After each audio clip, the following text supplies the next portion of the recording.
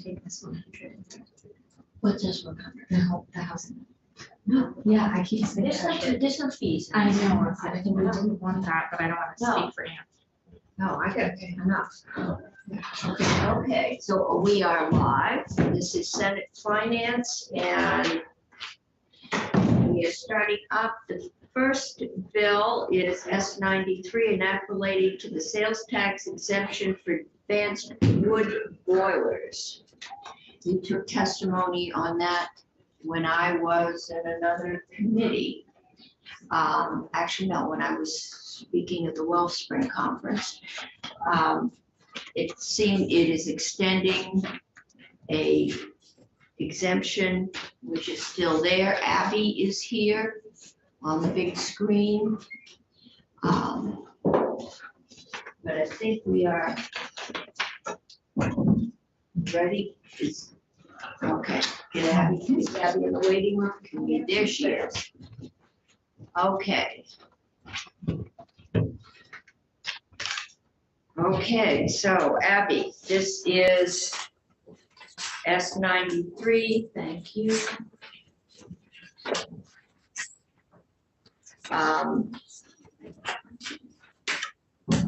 Hold here for a minute. And we have made no changes to this, right? This is a 2-year extension of an existing sales tax exemption for advanced wood boilers. We did this when we first did it, it got paid out of the Clean Energy Fund. And then that ran out of money at one point, so now it is just coming out of the sales tax. It's just not being paid into sales tax, right? Which is not being paid into the ed fund. That's correct, Madam Chair. For the record, Abby Shepherd, Office of Legislative Counsel. That is correct. It is a currently as a sunset extension, a sunset exemption. So would, notwithstanding this bill, would expire on July 1st. This bill extends the exemption for 2 years. And you're correct that it is currently being paid from the education fund because it's a sales tax exemption. The first 2 fiscal years that the exemption was in effect, it was being paid up to $200,000 total over those 2 fiscal years was being paid from the CEDF, the we get the acronym wrong. Let me just read that to you. Clean Energy Development Fund was paying that back first to the general fund and then to the education fund, because as you'll recall, you shifted the way that sales tax was allocated between funds. So what this bill is very short. It just extends the existing status quo for another 2 years.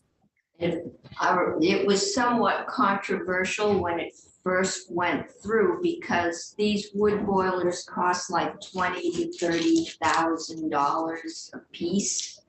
It is not something the average Vermonter is buying in all probability. And at that point, the Clean Energy Development Fund was being paid or funded by a tax on Vermont Yankee. Vermont Yankee went away, and so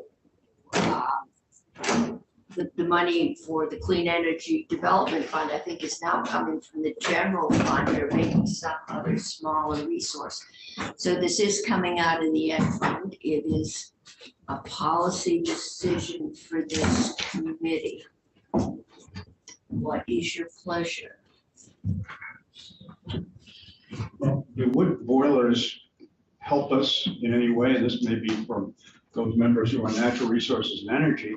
Does this help meet, for example, the Global Warming Solutions Act or anything else? Does it save us any, is it impact carbon? Does it make, I mean, is there any reason why we're doing this other than economic? I think it was carbon, but I will. That particular technology, as I remember right, was not brought up in our discussions. We did hear about efficient wood heat, Well, that's what this is. clean wood heat, but whether that is referring specifically to this or not, I don't. This is for advanced wood boilers. I thought Senator Pershing kind of declared that the advanced is more energy efficient, if I'm not mistaken. Yes, it's not your average wood stove. It is a furnace that is whole house heat. Yeah, well, I guess my question is this any better than an advanced oil burner? It's, Yes, And I'm just trying to understand why. well, yeah, I mean, and it's true that there are carbon emissions out of advanced heat, but most positive thing I can say is that at least it's carbon that's recycled. So if you are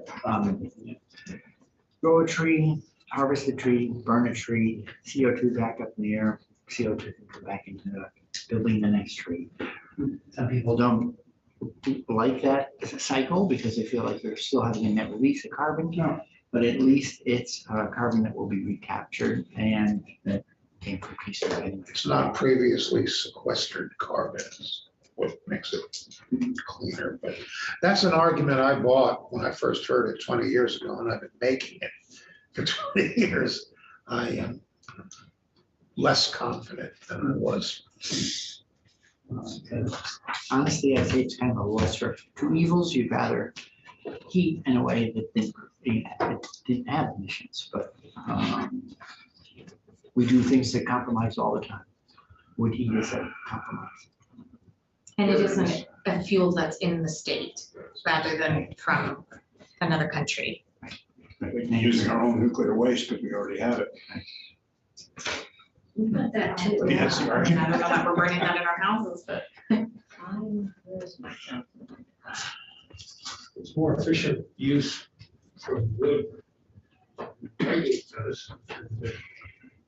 doesn't require it to, well, this doesn't go to the end fund, everybody's sharing it, but it's not selling for more.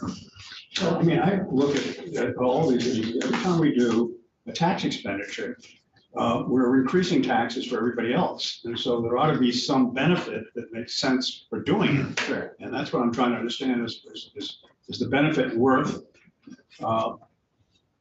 taxing everybody else to pay for it? On a $20,000 oil boiler, the tax would be $1,200.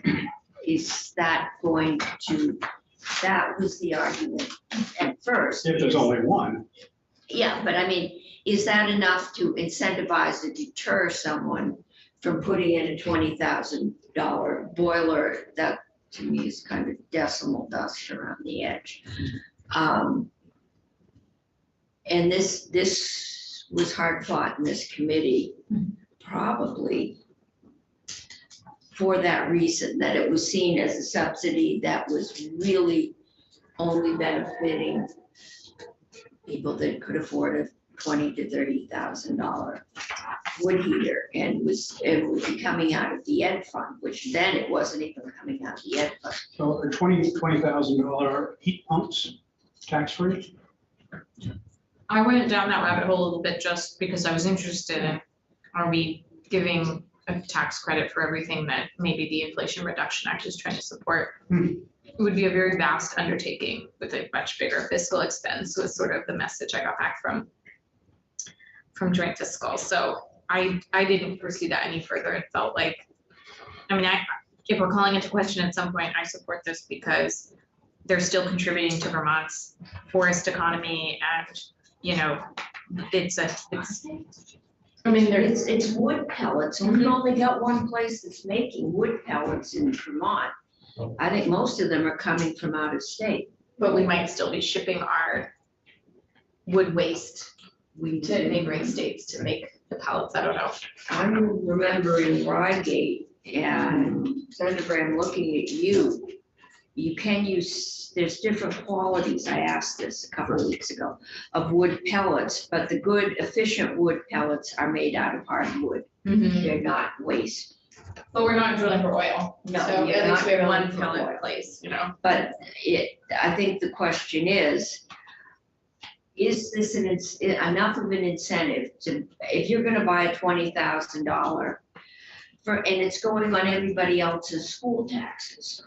So you're raising school taxes to provide an incentive for what is, according to cost, a luxury item.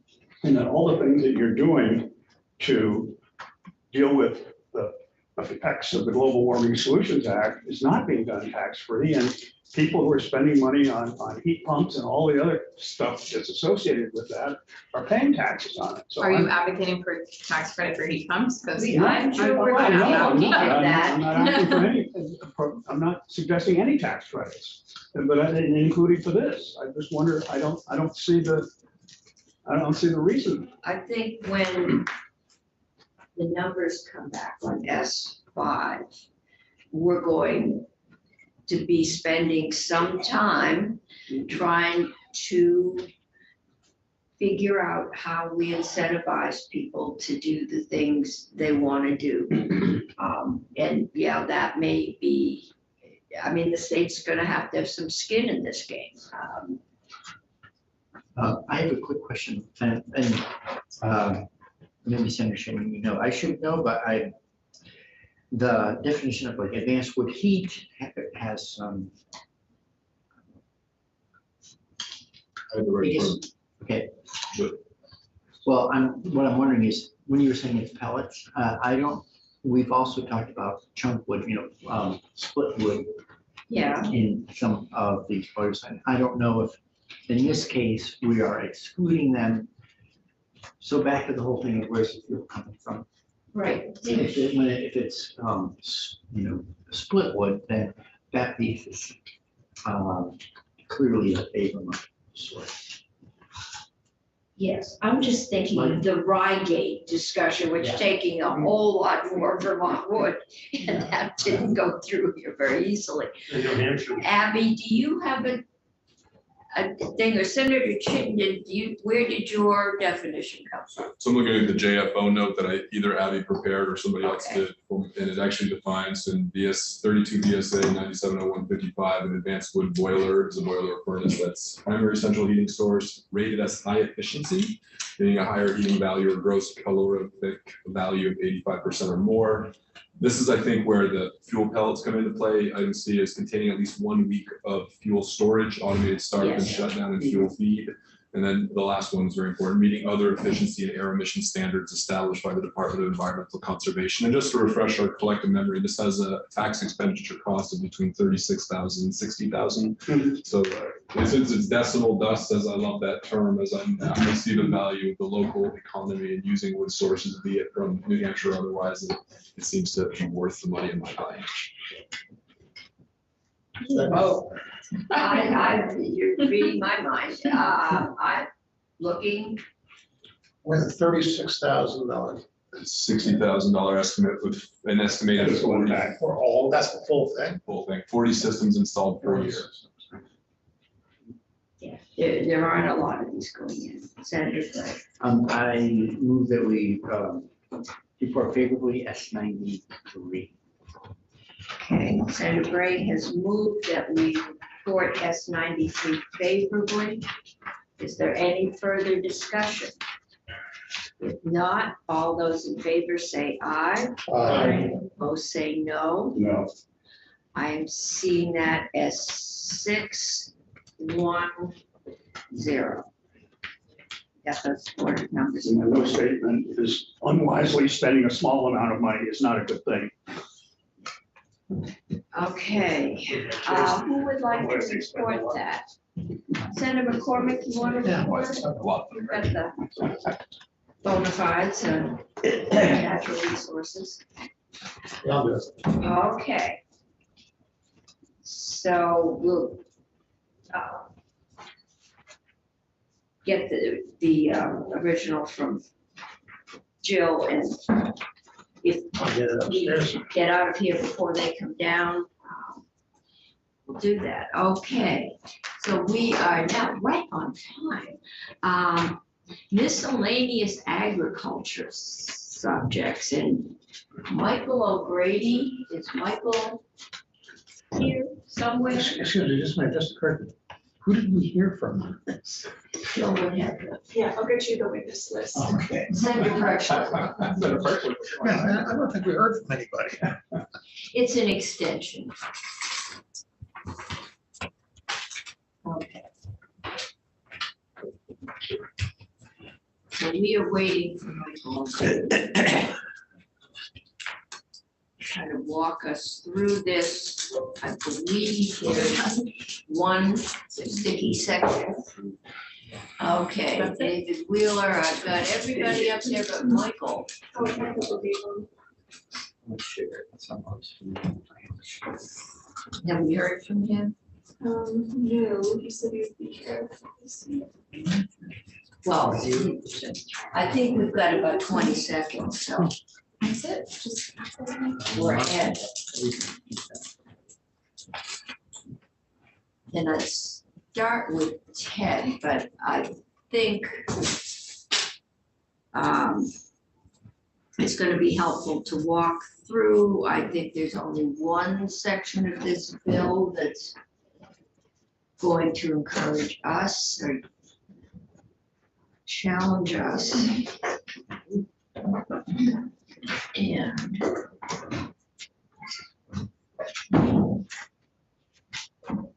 we do not have to have this one out this week. I put it on the agenda before realizing that 112 is not a referral from another committee, and that we do have to get that one out this week. It's a housekeeping, and I'm hoping we can go through it quickly.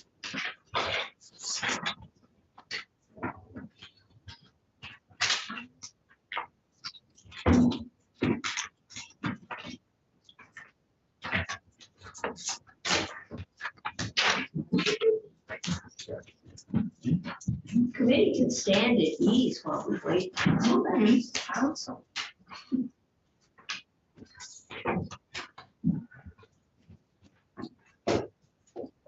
Doing a lot of wood pellets in Spain and Portugal, and Northern mountains. Eucalyptus trees. 17-year cycle, fast-growing trees. It's no different when you burn a eucalyptus. That's why I was wondering if it, you know, dealt with your aches and pains and you burn them or put it in steam. That smelling smog, ever smell. Middlebury College planted, I don't know how many acres, dozens, I think. Maybe a dozen of fast growing willow with the idea of feeding their wood fired boiler. And I don't, the whole idea was, you have enough land, maybe they would end up growing a sizable Act 180. fast growing wood crop in order to feed the boiler. But I don't know that it can't be enough land out in the end. I was there during the pilot days, and I don't see anything going on in those fields anymore. I don't like the smell of eucalyptus. Oh, really? It's a big wrong Australian thing.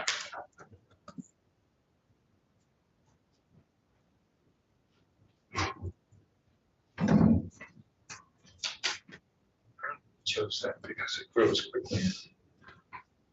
Lends itself to being made into pellets.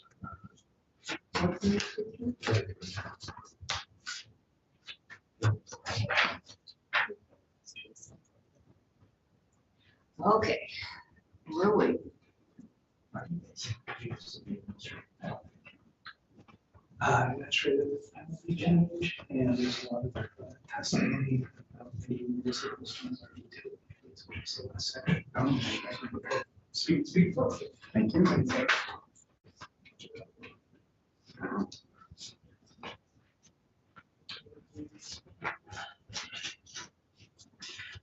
No. Now that it would be helpful to have Ted go through this.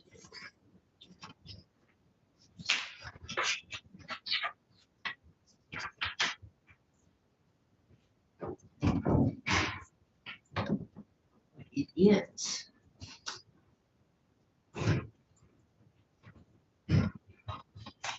Said he'd be right with us. Okay. We're waiting.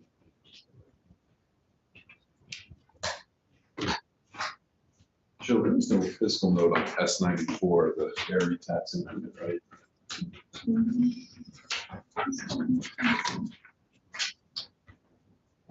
Yeah, we will continue not to collect. We don't have a fiscal note, but we could write one up. The potential debt fund. Reporting that tomorrow. How long does it take you to get it done? It could be pretty, that one could be pretty quick. Let me check in with the office. I'll get back to you.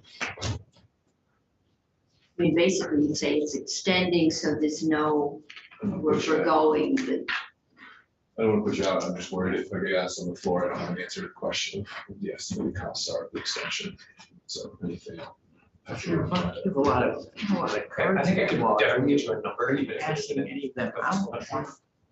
Yeah.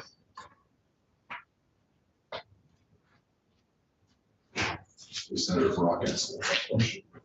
I think he's giving out credit cards today. Are you? All you want. And the secret number is? All paid for by tax expenditures. Wow, that's some card you got. Click on Betsy here, sir.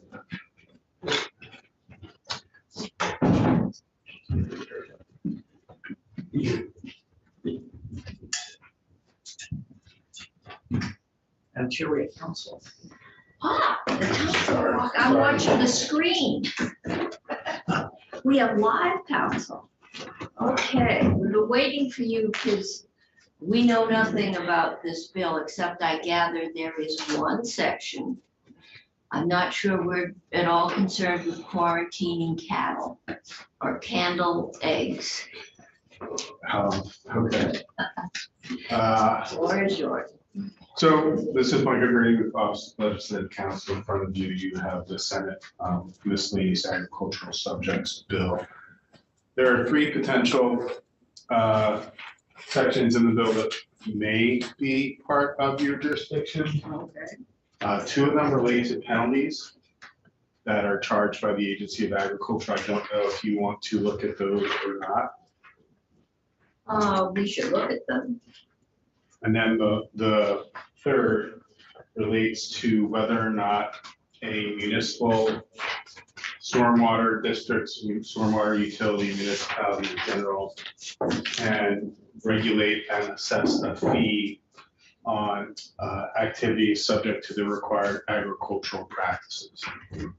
So there's actually no real true revenue to the state under that provision, because it's authority of the municipality to assess a fee for municipal revenue. Okay, so is this bill going to GovOps? Not that I know of, it's not required to by rule, because there's no requirement for it to go us by rule. Okay. So, yeah, I was gonna walk through it. but- I'm just, if I could ask, when we do the MS4, because although it's not revenue to the state, I think we've required the creation of MS4s, and that created, correct? And then that created an expense to communities implementing them.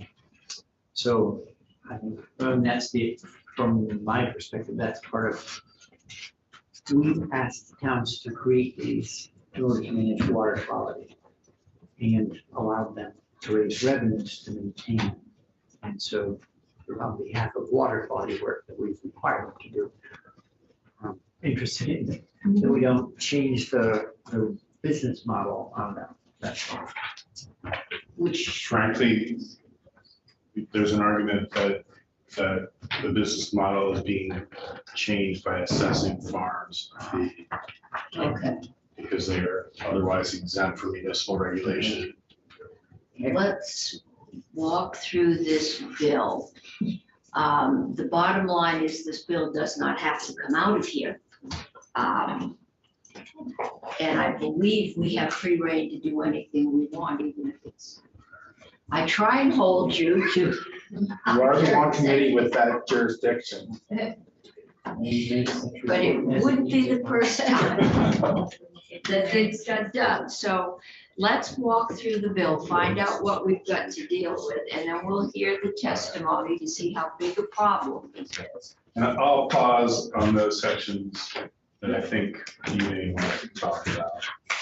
The first section is related to livestock quarantine and the ability of the agency, clarifying the agency's authority to quarantine livestock when they're suspected of being exposed to a biological or chemical agent that may cause adulteration of the animal's milk or other product. Section 2 begins the egg statutes. The egg law has not been. Like, we never get to look at the statutes, it's like eggs. Does anyone actually candle eggs anymore? You can, that's not required. But the egg law hasn't been amended since the 70s, and this is just bringing the state statute into basically conformity with federal standards and industry standards. So section 2 is about those things that are prohibited. When you sell eggs, you can't advertise them in a false or misleading manner. You can't sell those that don't qualify or comply with the requirements in the chapter, and you can't sell those that are adulterated within the meaning of the Department of Health's definition of adulteration. Section 3 just strikes an obsolete reference to a division at the Agency of Agriculture that hasn't existed in over 2 decades.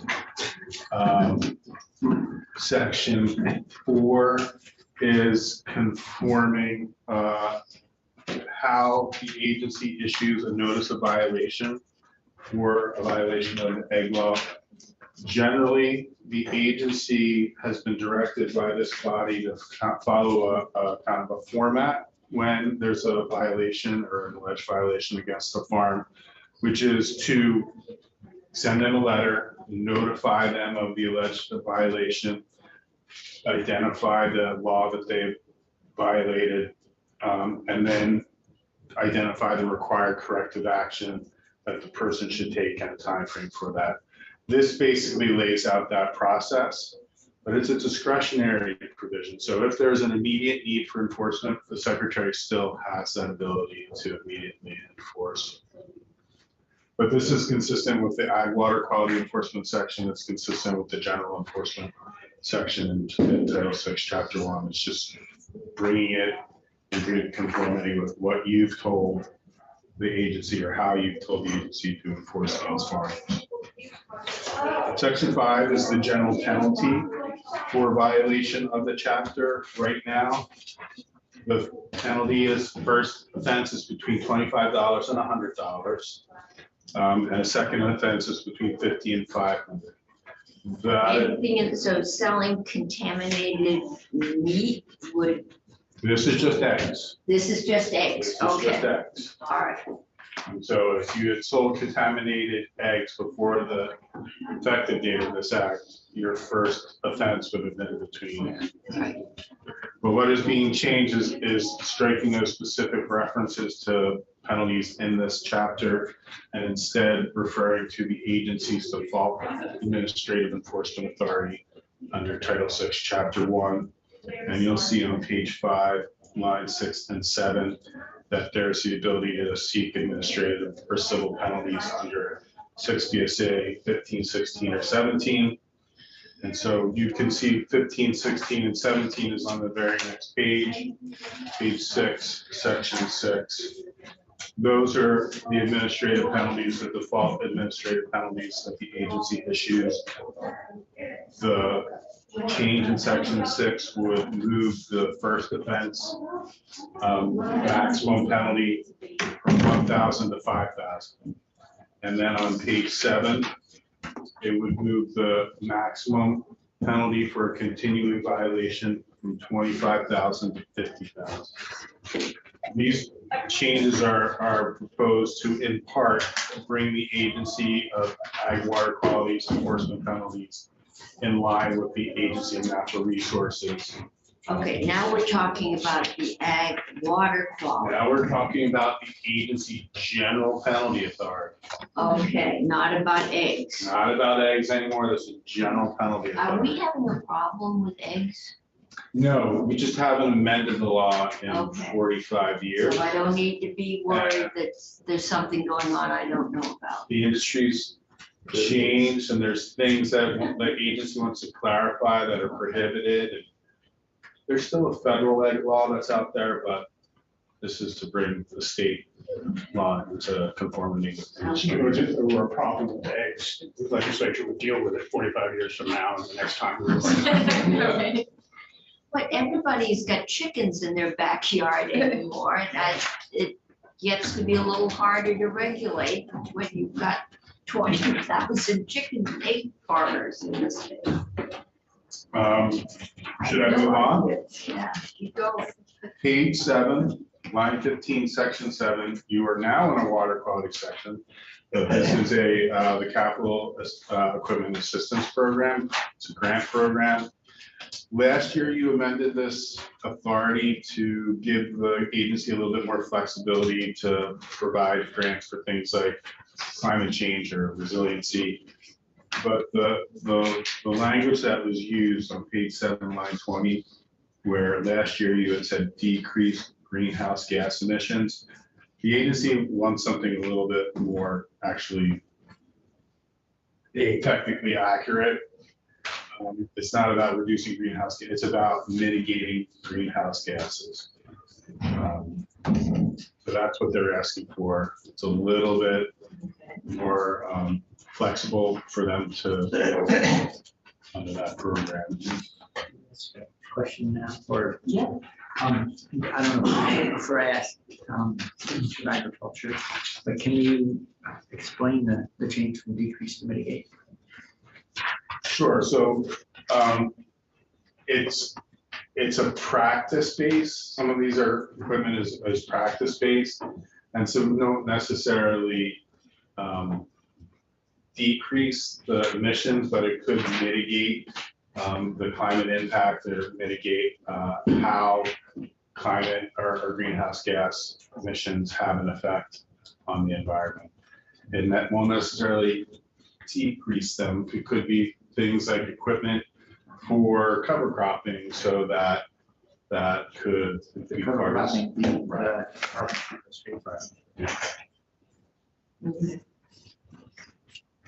Okay. Moving on to page 8. We're still in a water quality related section. This is the section, it amends related to municipal stormwater regulation of farms. Under 24 VSA 4414, towns are allowed to regulate and bylaws or adopt bylaws to regulate stormwater management. But it has to be consistent with the program developed by the Secretary of Natural Resources pursuant to 10 VSA 1264. So that's existing law. But what has happened is that municipalities have adopted stormwater utilities, stormwater ordinances, stormwater bylaws, and they are assessing farms stormwater fee, manual stormwater fee for just having impervious surface on the farm. Well, if you look at 10 VSA 1264, there's an exemption. It's D1 that says the Secretary of Natural Resources shall not require a stormwater operating permit for stormwater runoff from farms in compliance with the required agricultural practices, stormwater runoff from concentrated animal feeding operations, and stormwater runoff from accepted silvicultural practices. And that's because those activities already have water quality requirements. The required agricultural practices are water quality requirements. They are actually surface runoff water quality requirements, which is stormwater.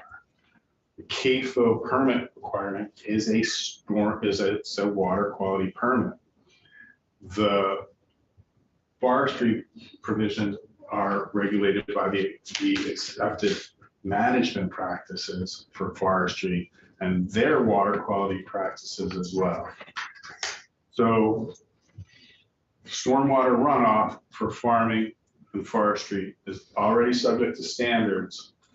And you have subsequently, you, the General Assembly, have exempted them from municipal and A&R regulation, because municipalities cannot regulate farming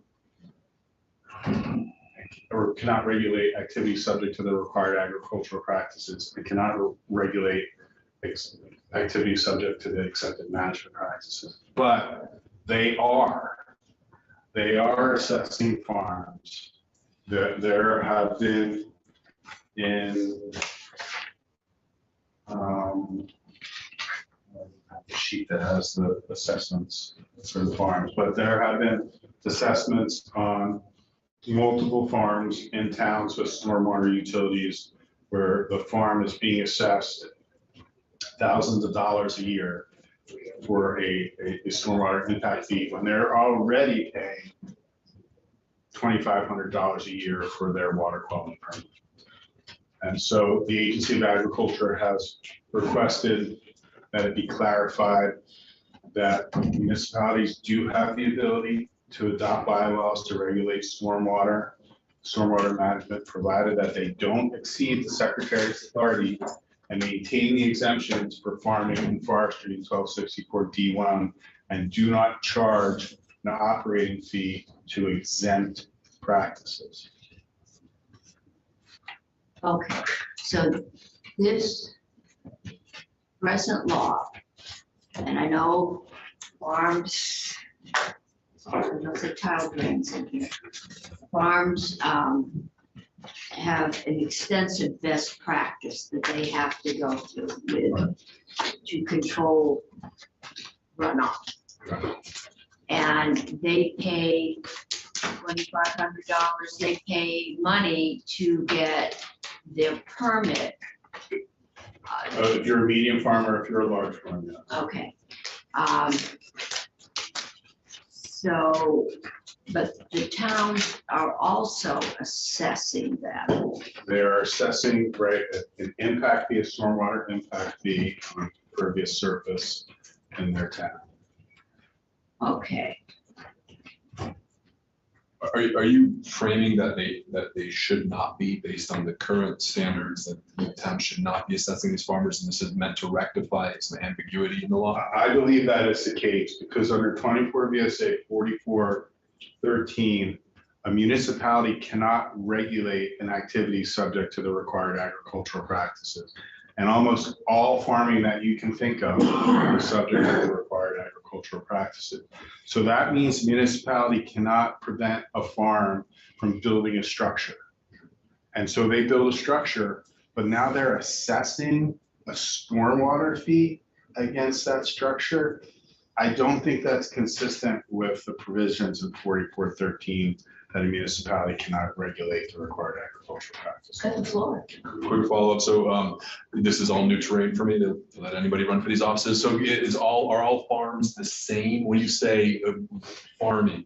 So does that include growing marijuana as opposed to having cows versus any other crops, or is there some distinction as to what qualifies as a farm? There is a distinction, and the first distinction is that generally farming is defined as the definition that's in Act 250.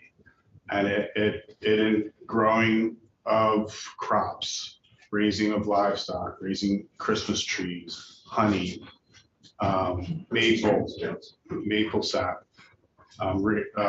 raising and training horses, 4 or more horses, on-site production of energy principally produced on the farm, on-site production of agricultural products principally produced, that's farming.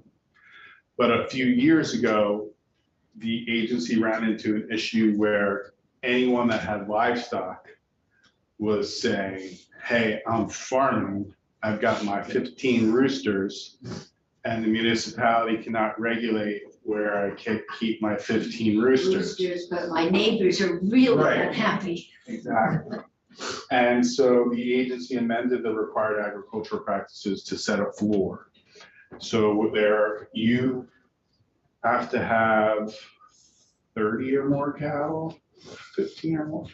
There's, you have. So it's- the we guy call that it had the nose two art. You pigs have up to on have- College Street was an agriculture. Right. In order to get into Noah's Ark of the RAPs, you have to have a certain amount of animals. It's where Brian from the agency, just 5 beef cattle or cows. And then it just goes down the list of the different amount of animals. You can also come in as a horticultural or other crop producer if you have a certain amount of land or you produce a certain amount of income from that practice.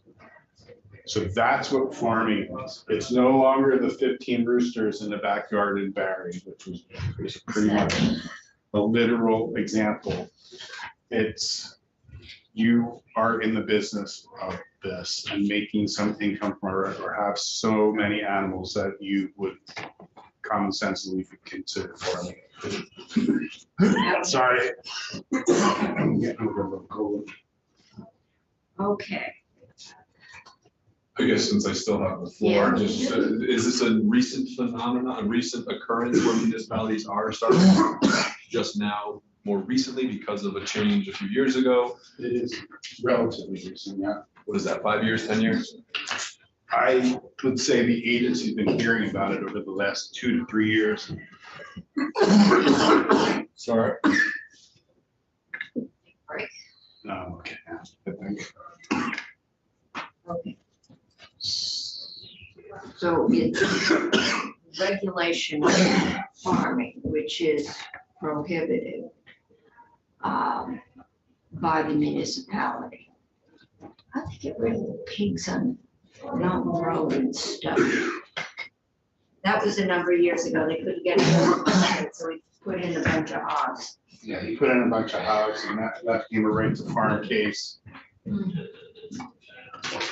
And they determined that he wasn't really farming, that he was doing it as kind of. Vengeance. Okay.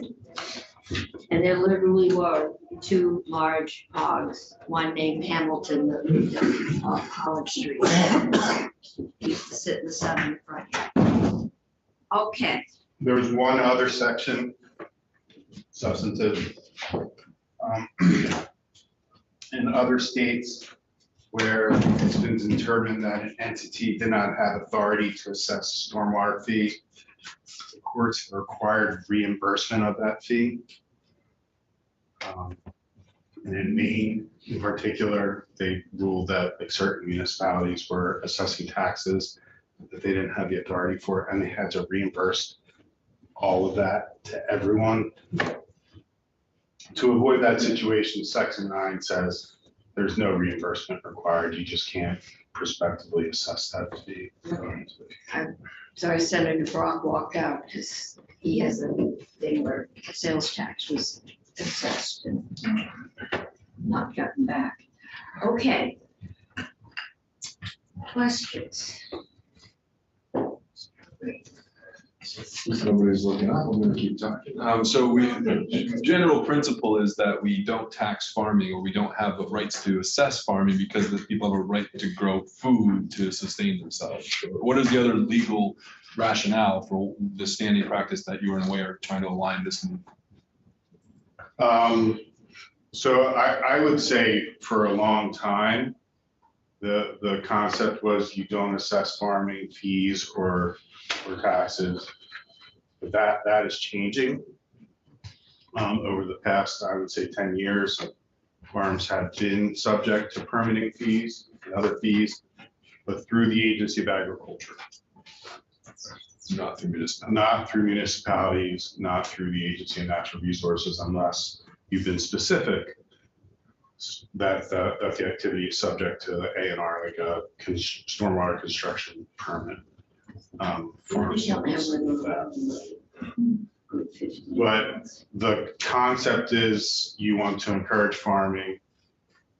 Farming is already regulated.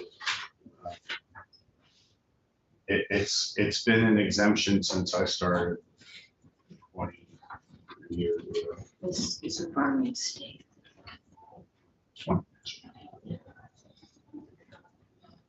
Okay, other questions? Did I miss this? Was this a unanimous vote out of ag?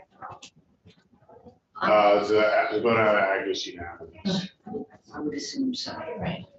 Most of it is pretty innocuous, and so we started to get stuff in the hall. But from the ag department, ag committee's point of view, I'm sure this is pretty much a housekeeping bill. It's updating. Well, I would say this is probably it's one of their less lengthy housekeeping bills. Yes, You'll see another one that's coming from the House. okay. All right, I mean, where our jurisdiction is with the penalties, they're just large penalty increases, so if it came out unanimously, then they just felt, it seems like that these are outdated and it's a maximum penalty, and there are circumstances where 25,000 or 1,000 is not very punitive for the. Right, and those are up to amounts. Yeah. And your Senator Starr first walked through the bill, Senator Starr was like, whoa, we're Yeah. going from 25 to 1,000. And he maybe do research and tell them the last time. It was 1978, I think, was the last time that penalty had been changed. And so it really just is bringing those penalty amounts in conformity with the default enforcement for the agency. okay. So Ted, I've got you next. Do you have a thing? If we have no more, we have another question. One quick question. Do you know, did the MS4 districts come in and speak in? Not that I am aware of. I know that the league came in. I know that the committee talked to a few other witnesses on that issue, but I don't know if they talked to any of the municipalities specifically. I do know that I got a call from one of those municipalities yesterday, and they don't like a comma in that language. And how it can be read. Which comma? It's on page 8. It's lines 5 and 6. It says, provided that the municipality does not exceed the secretary's authority, comma, maintains the exemptions in 10 VSA 12.6. They read that first, does not exceed the secretary's authority, as basically taking away their ability, some of their ability under municipal bylaws to regulate stormwater, especially for like redevelopment. And I don't read it that way. I understand their argument, but and I think that it can be clarified, provided the municipality does not exceed the secretary's authority to regulate agricultural practices. I think you could do that. Okay, I mean, anything you could do to help clarify it would probably be helpful. So that is the only, well, beyond the feedback from the league, if the league wants to continue to be able to assess the fees because they have the costs that they're incurring as MS4s or otherwise. But the committee looked at the fees that were being assessed, looked at the fees that farms are paying for their ag water quality permits, looked at the authority of municipalities to regulate ag, and said they agreed with the agency, and that's why the language is in there. Okay. Ted, do you have? I don't have a huge amount. Okay, just I have didn't some- think you would, but, I have some background on the amount of administrative penalties that have been paid in the okay, past couple that would years. be, Yeah. yeah. I've got, we've got Ted next, then we're going to Green Mountain Water Environment Association, E9 that is the town of St. Albans. We've got City of South Burlington Public Works, so we're gonna hear from the towns. Yeah, I guess she's on just supporting the town side. Well, finding out how much mischief we left Brandon. Okay, Good afternoon, everyone. So I went, in preparing a fiscal note for this bill, went and just made sure that the amount of penalties collected by the Agency of Agriculture wasn't way larger than any of us knew. We do not anticipate Section 5, which strikes the old penalties and brings them in line with the rest of the enforcement action at the agency. The agency mentioned that they have not assessed monetary penalties since 2016. We're not booking anything on this one. And then in Section 6. so we're not probably gonna make them in by raising them either. No, no. And then for the overall penalties across the agency, again, this is looking de minimis. In fiscal year 2020, the agency collected almost $200,000 worth of penalty revenue. Most of these came from the weights and measures department, so that's mostly scanners at retail agencies. It also includes gas Jet pumps. Ag does that. Yes, exactly. Gas pumps too, I know they do weights and measures. Mhm. And so 21 of the, and overall, the penalties are relatively small. Only 4 of them exceeded $10,000. And then in fiscal year 21, slightly more than $200,000. Again, mostly small, only 5 payments exceeded $10,000. And I asked that none of the penalties reached that $25,000 maximum. And so for us, in order to, we generally at JFL like to assume that folks are doing what they're supposed to when the agency mentions that these are primarily their enforcement for about education first. So. Okay. So, did you do any figure, these haven't been updated since 78? So, I mean, if we just did inflation, is that pretty much what we're, I had a note when they were asked up to, I just have to find it. Yes, I can. I mean, that's the most obvious thing, it's keeping up with inflation. It was on $10,000 was a lot more money in 1978 when people were living on $20,000 a year. Right. That. So It is now.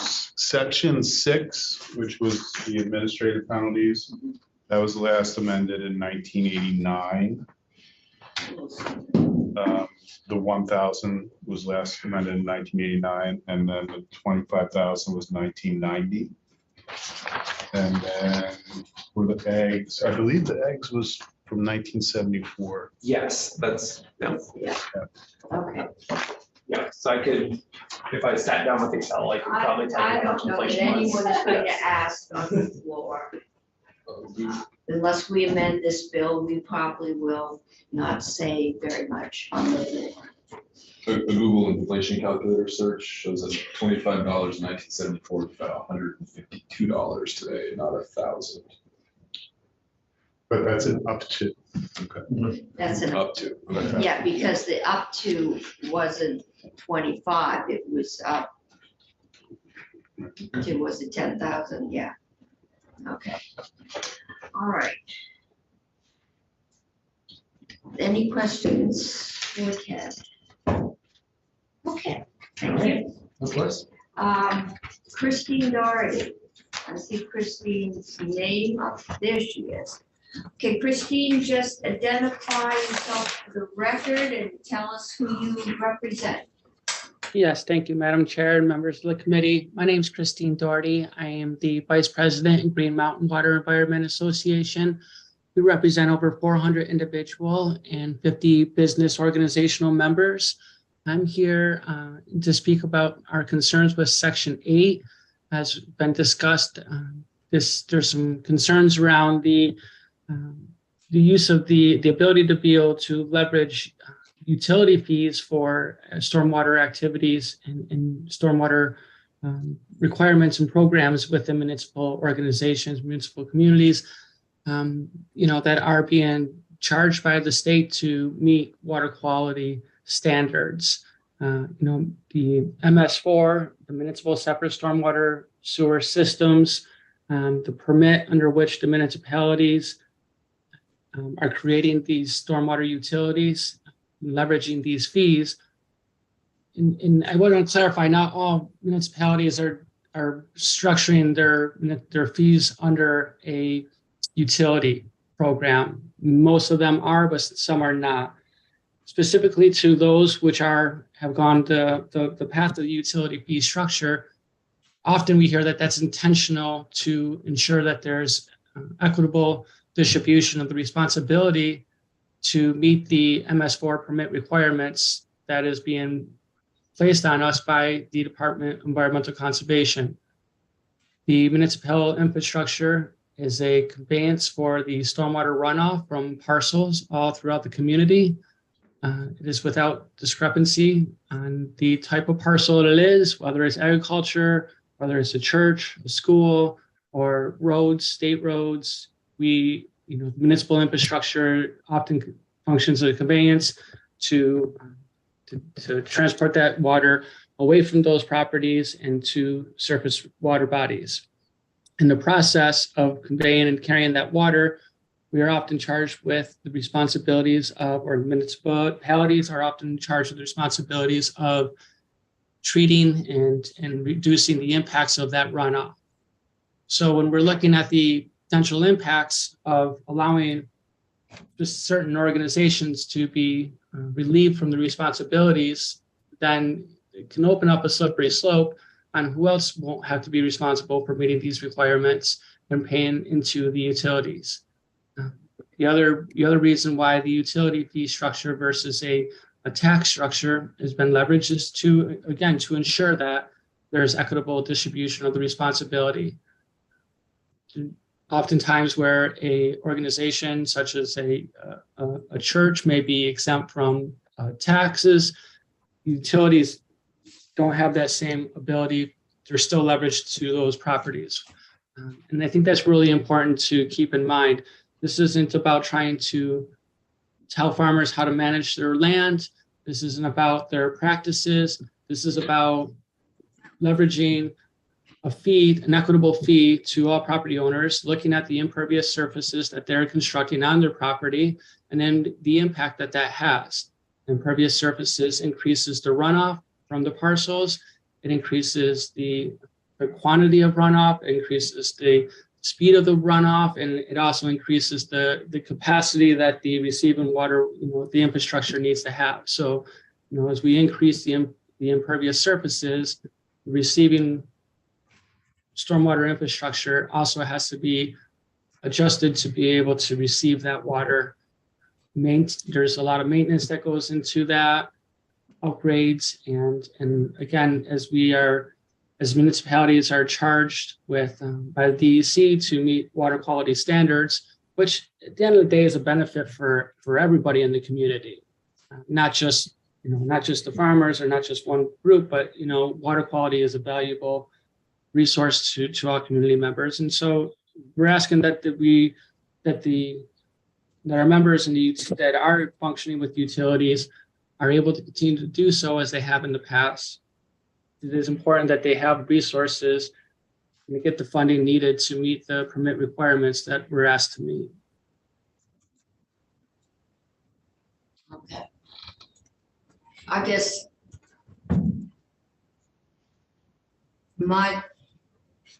I understand we have required the towns to manage runoff. We also have required farms to do best practices and to get a wastewater permit. And it is well beyond the jurisdiction of this committee, but it may be within the jurisdiction of several members of this committee, half of them. And their other committee is how those intersect.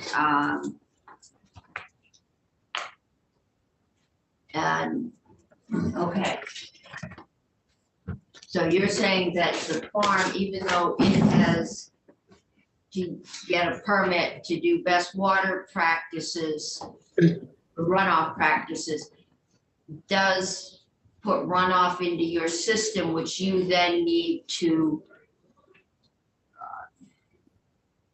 move, clean, that there is a cost to the municipality. Yes, Madam Chair. It's correct that there's certainly requirements for agricultural practices that are related to their activities. You do see pollution control mechanisms that are put in place. I would think about, I'm not a farmer, so excuse me if I use wrong terminology here, but you think about their waste, right? So if you have cattle waste, it gets collected and stored in a specific location.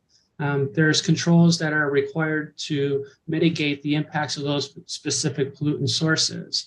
And that's not what these utility fees are looking at. These are not what the actions of our members are trying to do.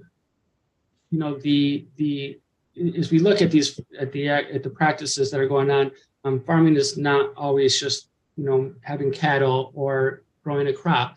You often are seeing a lot of other activities, wedding venues that are now going into them, concerts, festivals. You're talking significantly increasing impervious surfaces, which then increases the volume of runoff that has to be collected and conveyed in a safe and environmentally. So we've been promoting agritourism, and we've done several things in this committee to make it possible without severe current use impacts to put up a couple cabins, and I assume with those cabins may go some parking. And you're saying that's runoff, that's impervious surface that the town is going to have to deal with, I guess. But we have a law that says you can't regulate agriculture. Something tells me this is going to go to court. I don't see it as regulating agriculture. What I see this is that these farmers are part of the community, and that they're utilizing the roads. They're contributing to the runoff through connections, through hydrologically connected to the municipal stormwater systems, through drainage channels, drainage ditches, and the impacts of that are leaving the farm. They're not contained to the farm.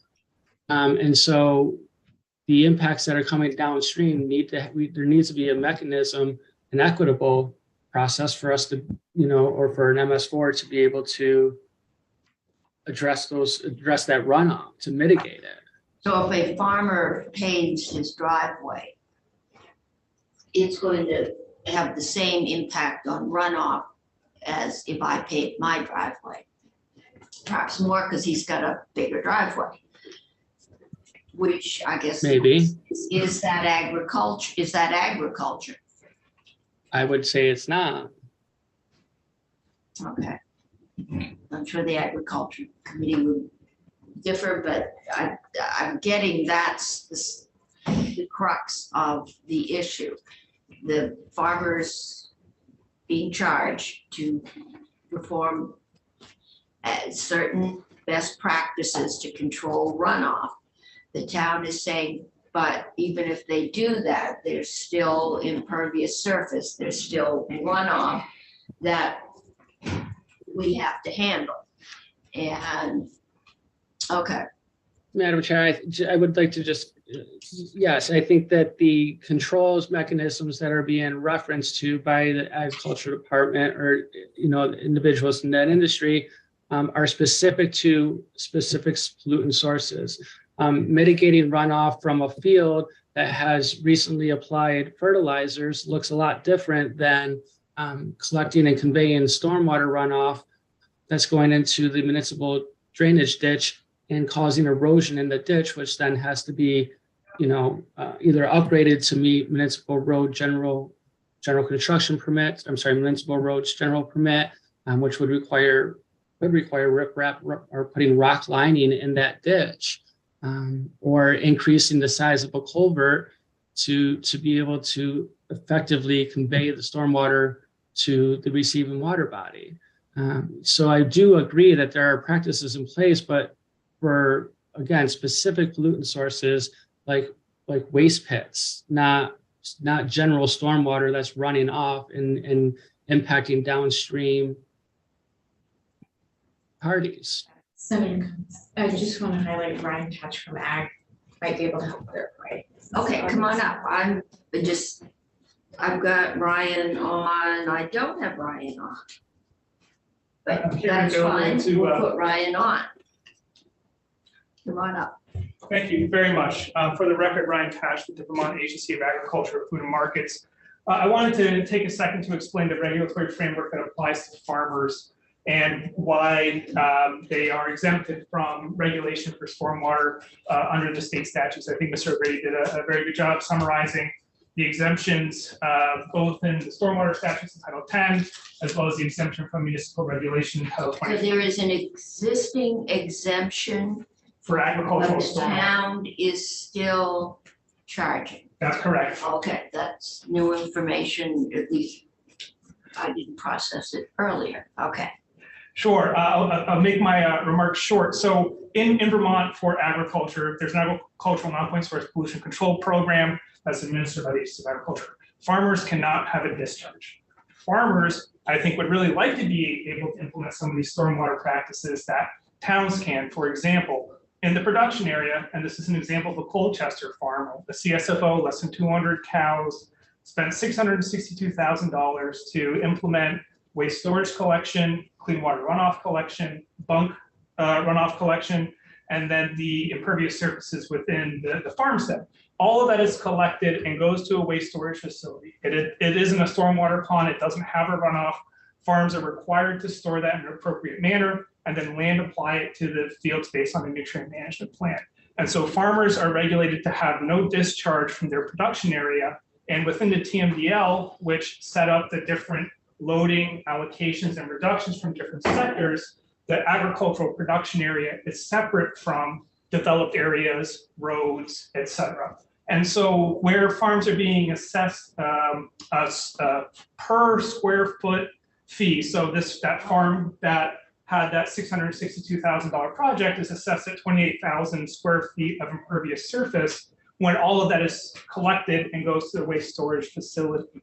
And so farmers are being assessed a utility or a fee for a stormwater utility for practices they can't benefit from. You can't implement the stormwater manual that directs state implementation and to some degree the municipal implementation does not have practices that would make a farm conforming with the RAPs, right? You can't, none of the stormwater ponds on a farm is full collection and it has to be fully emptied and spread on fields. It doesn't have a runoff spillway like stormwater ponds would have in a commercial parking lot, as an example. And so if a farm has runoff from the production area and it's making it to a ditch, or there's runoff beyond the environmental standards from a field, that's a violation of the REPs, and the Agency of Agriculture will be there to regulate the farms to correct it. And so that's why we've raised this point as, not only are the large and medium farms being assessed annual operating fees, but the liabilities to manage their farm and the infrastructure they have to implement is very expensive.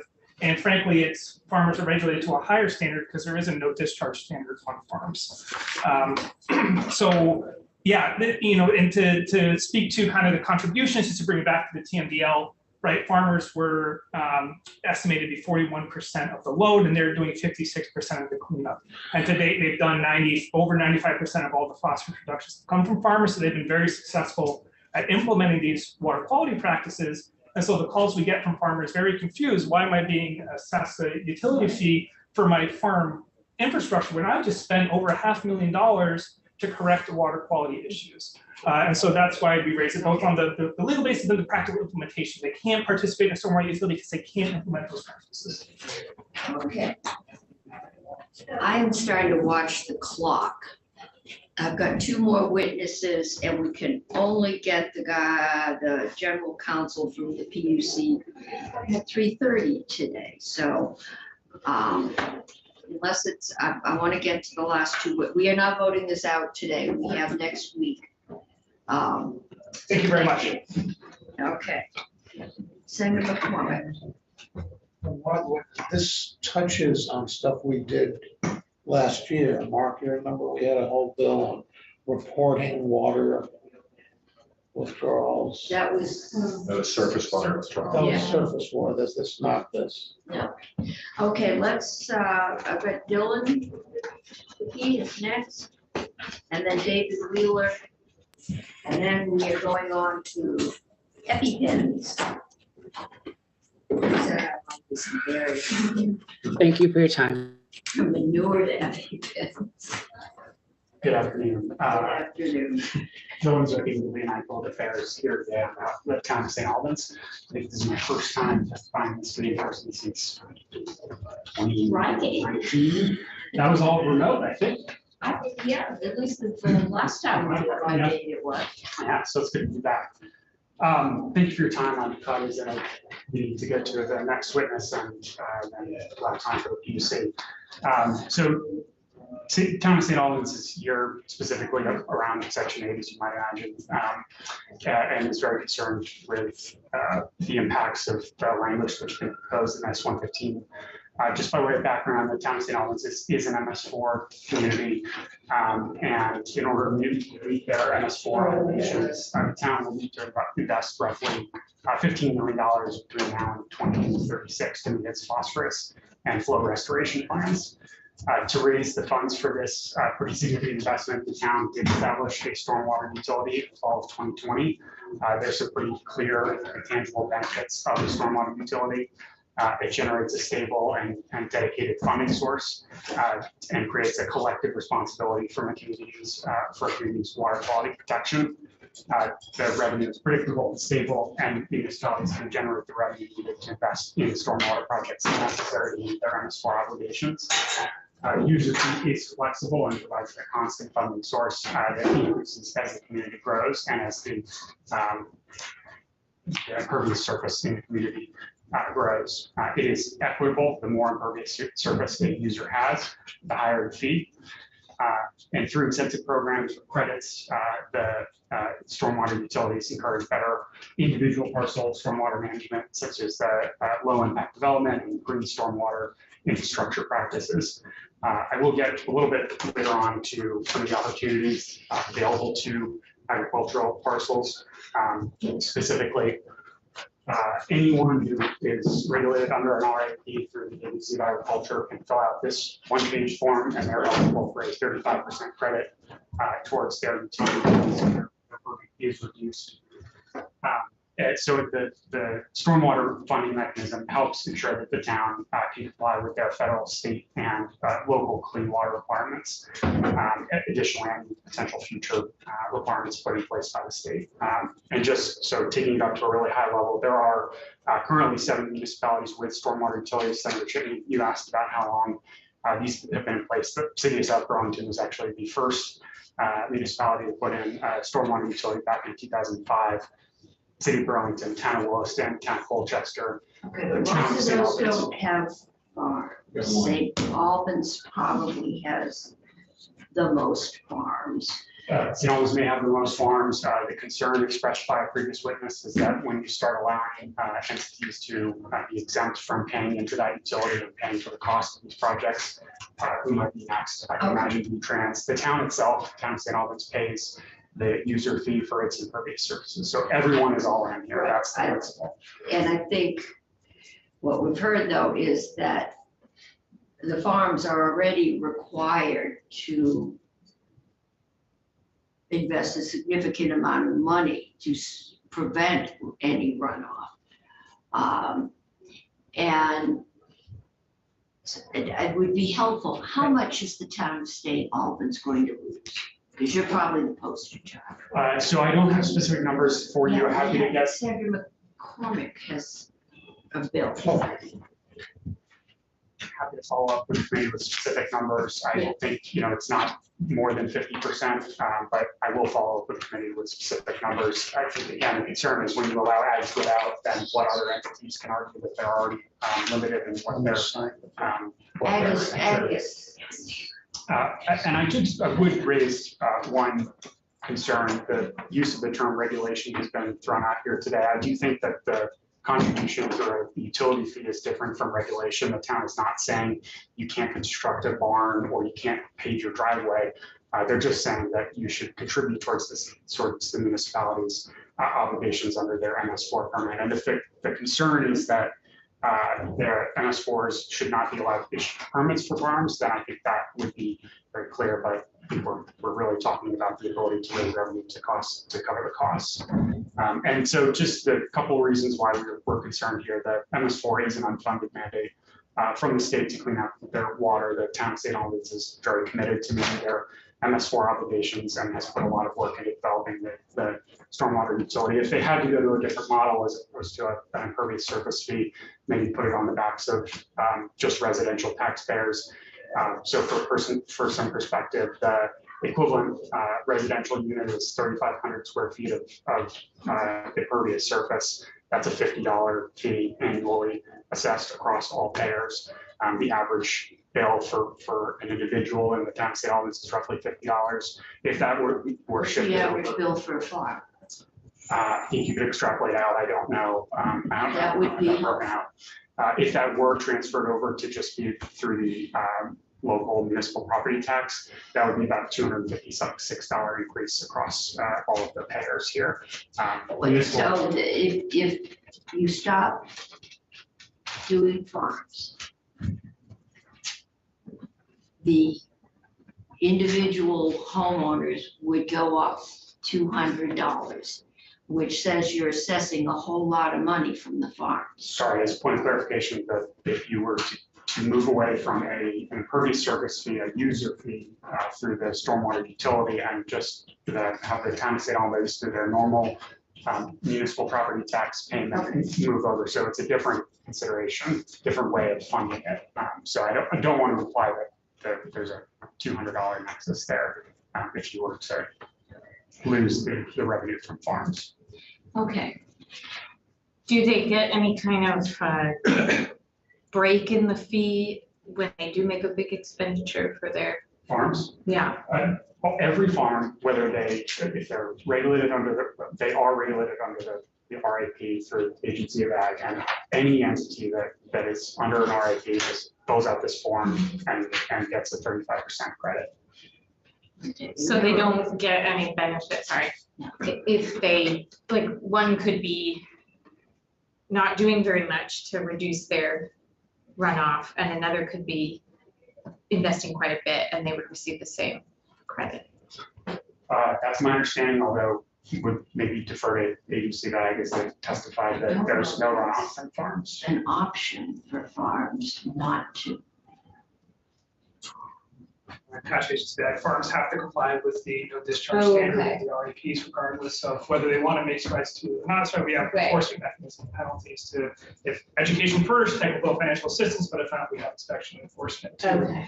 ensure compliance. But I didn't know if 1 year they could say, we just spent $50,000, can we get some kind of credit from the town for that? These investments. It's basically 35%. 35%. Okay. Whether you make the investment. Your argument is that the town does not see this as the regulation of agriculture. They see this as maintaining municipal utility, just like water, wastewater, that this is a utility. They're assessing a fee for every member of the community. Churches who don't pay Whether they're a church, taxes whether- are also paying, and schools and nonprofits, okay.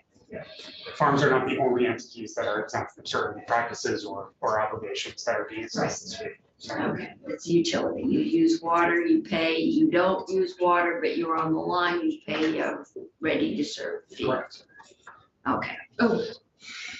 Well, I guess like my question, I mean, the only comparable thing I can think of is like when Global Foundries, and I could be wrong, but like when Global Foundries says, we don't want to have to pay the efficiency utility to the state because we're doing our own work. Can we keep the money and do our own work because we don't really benefit from the state program? Which is probably a similar argument, It that feels they're already comparable. spending Yeah. a lot of money. Right. Okay. We're gonna have to move on. I'll take one question from Senator Bray. We're not finished with this, I don't think. I'll super review. It's not really a question. It's just that we've required municipalities to step up their stormwater programs. And then they have a program to do that. And it's, there's the nexus is if you have property that is responsible for discharge of stormwater, then you're drawn into the program. I think, although when we use the word discharge, farms, although they may not be formally legally discharging water, as in like a straight pipe. There is ample runoff from farms that ends up as part of stormwater. And I also want to give credit where credit's due. They also have a lot of non-impervious surface, so water and land stays there. But I think there are, especially certain times of year, there's a large amount of discharge. There's a lot of water that leaves a farm that might not legally be called a discharge, but it still ends up, no matter how it got labeled when it left, it's still in the system to be managed. Okay, we're gonna take a quick test from David Wheeler. Is David up there? Yes, hello. Need to have you back, but. Thank you. David Wheeler, City of South Burlington, Deputy Director of Water Resources. Yeah, so I'll just kind of just jump right into the conversation. So yeah, VTrans also tried to get an exemption at one point in time, and that did not go through ultimately. It resulted in a credit for VTrans impervious surfaces. They get a 35% credit towards their stormwater utility bill in these MS4 communities. And that's in recognition of the work that they do. They're subject to a TS4. It's similar to an MS4, but T for transportation. So they also pay into this. And I just want to reiterate what the others said, that once you start making exemptions for one industry, then, it's a slippery slope. Why not schools? Why not police and fire? Why not hospitals? Why not religious institutions, affordable housing, energy efficient homes? It could go on and on. But some of my concerns are actually with the legal language proposed here.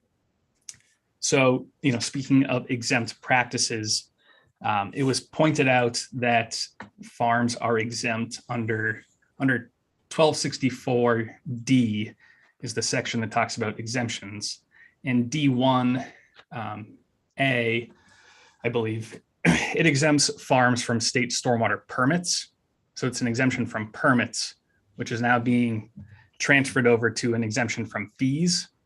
But if you look at D2, there's a whole nother group that's exempt from state stormwater permits. And those are permits that have been rolled into a MS4's MS4 permit, or a city's MS4 permit, or a municipality's MS4 permit. In South Burlington, we've rolled many neighborhoods under our MS4 permit. We're giving them permit coverage. They're now exempt under the same exemption section. And so if you take the language proposed, we would not be able to charge an operating fee to the exempt practices. We would have to stop charging stormwater utility fees to many neighborhoods in South Burlington. But we still provide them services, including we do the maintenance of their stormwater ponds and things of that nature. So I think that language would need to be tightened up if the true intent is to exempt farms from these fees. I just think the existing language is too broad as written, so it should be revised to be more specific, and preferably it should be moved to perhaps the same section that the VTrans credit is 24 VSA 3615C. That might be the more appropriate location, because right now it's being shoved into 24 VSA 4414, which authorizes the municipality to adopt bylaws to regulate stormwater. So when there's new development or redevelopment under 4414, we have the ability to require, stormwater ponds and things like that. And basically this language is saying if we don't exempt farms from utility fees, we would lose our authority to do that. However, under our MS4 permit, we have these minimum control measures. Minimum control measure 5 requires that we have the authority to adopt bylaws to regulate stormwater. So that we'd be, out of permit compliance with our MS4 permit if we did not exempt farms. Or again, if you really, take it further, we'd have to exempt other neighborhoods who have been rolled under our MS4 permit. And then it was alluded to, there's something about, a comma in the language. So if you look at the new language, it's forcing municipalities to do 3 things. The first thing is that the municipality does not exceed the secretary's authority, and that's not specific. So we'd like to see that just struck from the language. Otherwise, it's unclear what that means. Are we not allowed to exceed the secretary's authority anywhere? Are our bylaws not to exceed the state's stormwater permitting rules? Right now, South Burlington does have local zoning laws that are more strict than the state stormwater permitting rules in some areas. So we would have to roll those back if this language were to go through. And that's just something that hasn't been talked about. And, the Ag Committee didn't vote on that. They voted on exempting farms from these utility fees. So again, if this is truly the goal to exempt the farms, I think it has to be rewritten, be more specific, and I would propose moving it to a 35% credit for farms that have RAPs in place. Okay. Can you email, anything written you might have? So, because you had a lot of legal things in which numbers are very helpful to have, just concerns, and I want to get those to Michael O'Grady, who had to go on to another committee, but see if we can work those out, because those seem to be over and above the regulation of agriculture. All right. Senator, Mr. Wheeler, can you, I'm a little unclear about what current practices out there. So are there properties that, beyond having their MS4 assessment, also are paying fees related to water on that property? For instance, a stormwater permit from ANR, or do they only pay the MS4 fee? Right. So they're exempt from the state stormwater permits, so they would not be paying those fees.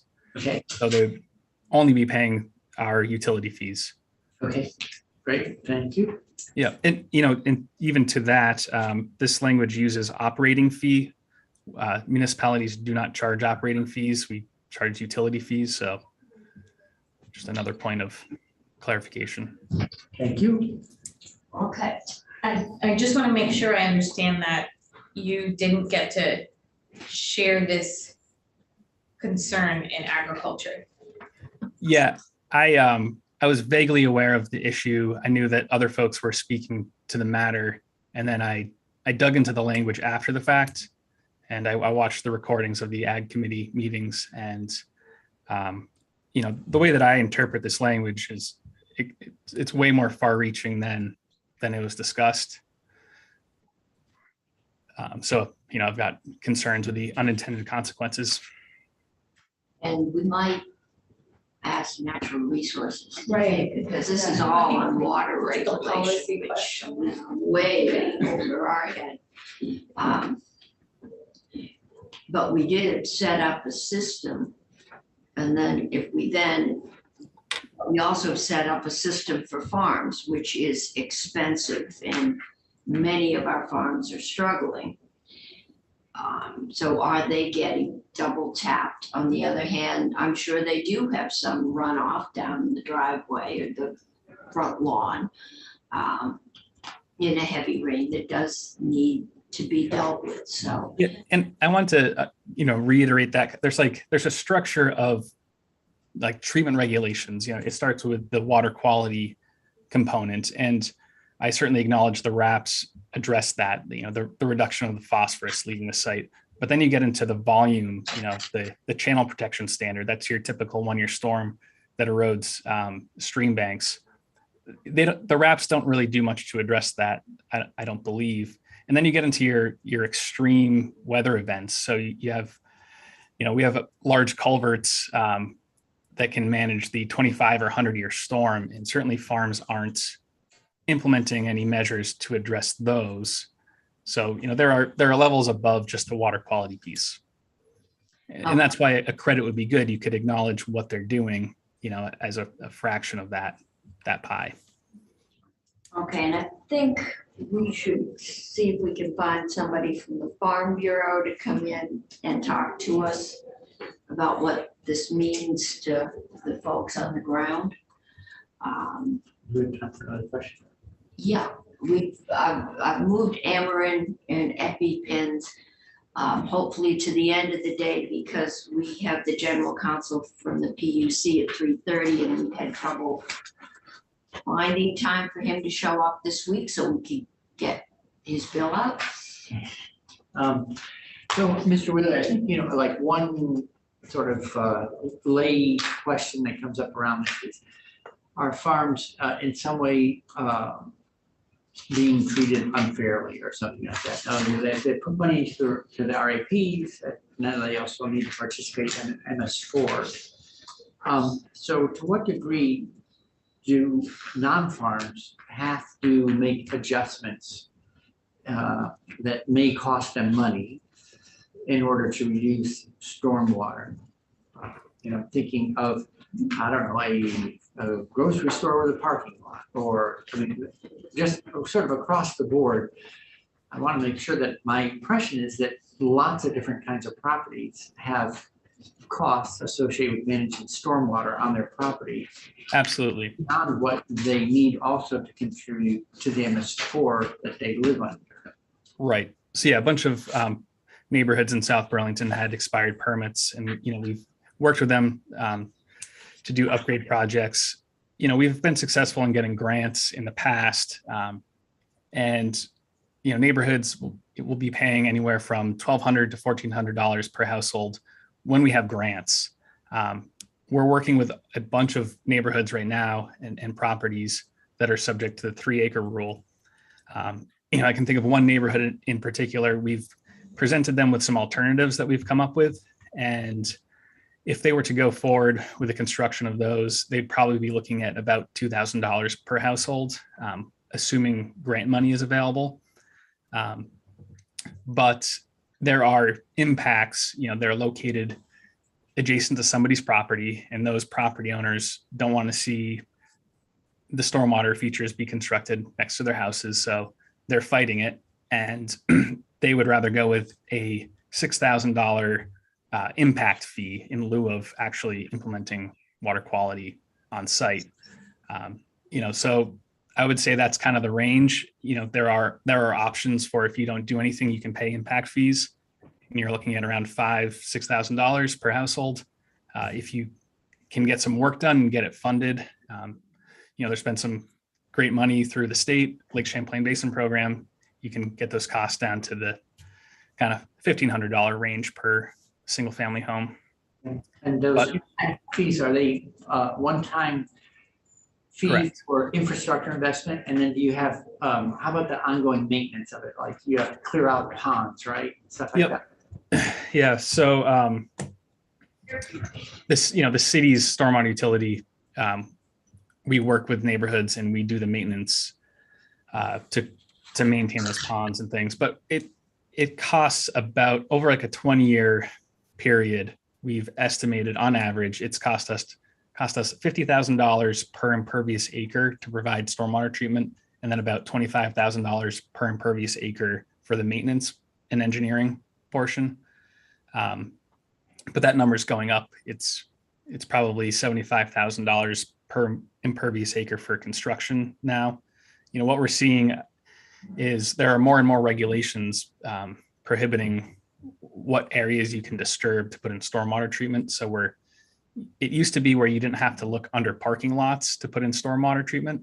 That's gone away under the newer rules. So now we're looking at potentially ripping up parking lots and putting in underground chamber systems, which can be upward of $100,000 per impervious acre. So if you're a neighborhood with 3 acres of impervious surface, that's what gets you on the 3 acre list. You're looking at, a $300,000 project. No one people can Yeah. afford to live here. I'm also guessing, I'm not sure how long you've been on this particular system, but are we should have more extreme weather events, and I'm guessing that that's also driving costs in an unusual way, because you end up with having to build for greater capacity for the somewhat more regular heavy rain events that we end up with. Yeah, absolutely. And I've seen maps of different parts of Vermont are being impacted differently. If you're south of the Green Mountains, you're absolutely seeing a lot more rainfall in a given year.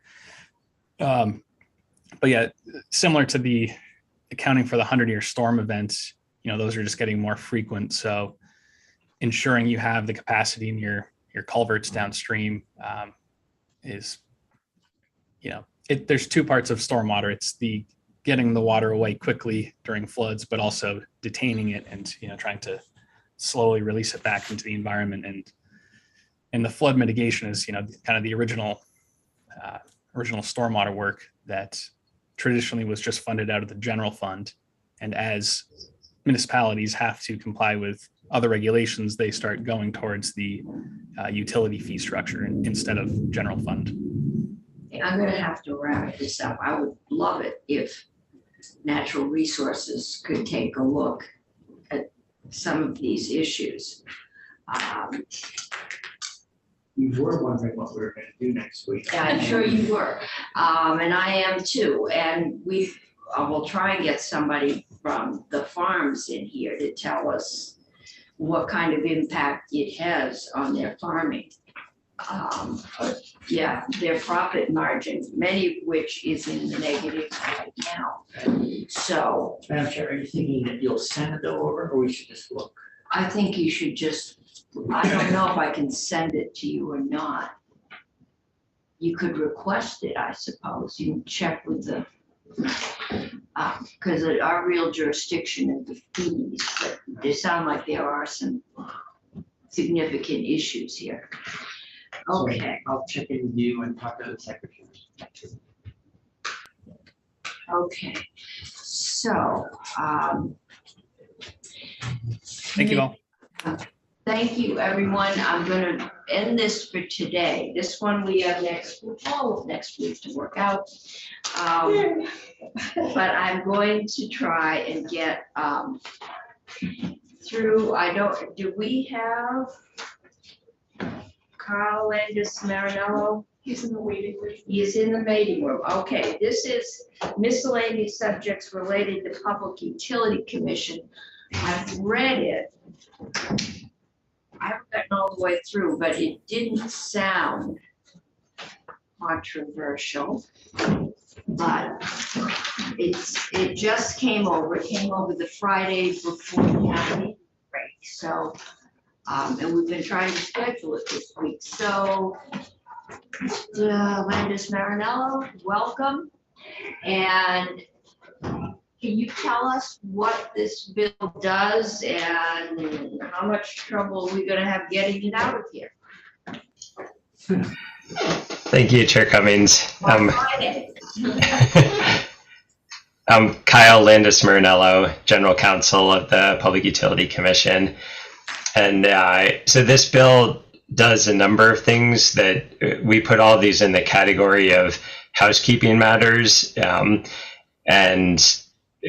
would it be helpful to kind of go through each one at a very high level, just give a sentence or two what the reason is for the change? Yeah, and then we'll know how concerned we have to be about having enough time. Sure. So just looking at page 2 of the bill, this is just a change to make clear that public hearings can be done either remotely or held in person. We have some similar language later on for other types of public hearings. So this is just kind of catching up to what's already been happening during the COVID timeframe, but we think it's increased accessibility to our proceedings, so that would be good to clarify in statute that that's allowed. Going on to page 3 of the bill, we have specific language that makes clear that when we have certain proceedings in front of us, this is specific to long-term gas contracts, that the 120-day clock can be waived if the company asking for approval of a long-term contract they agree to waive that 100-day clock that's on us, the agency that has to make a decision. And the reason for that change is we did have a proceeding recently where all of the parties were saying, we want more time to brief this issue, and we were constrained by statute. And so even though everyone was saying we want more time, the statute still has a 120-day clock. And the 120-day clock here says, if we don't make a decision within that time period, the contract or investment shall be deemed to be approved.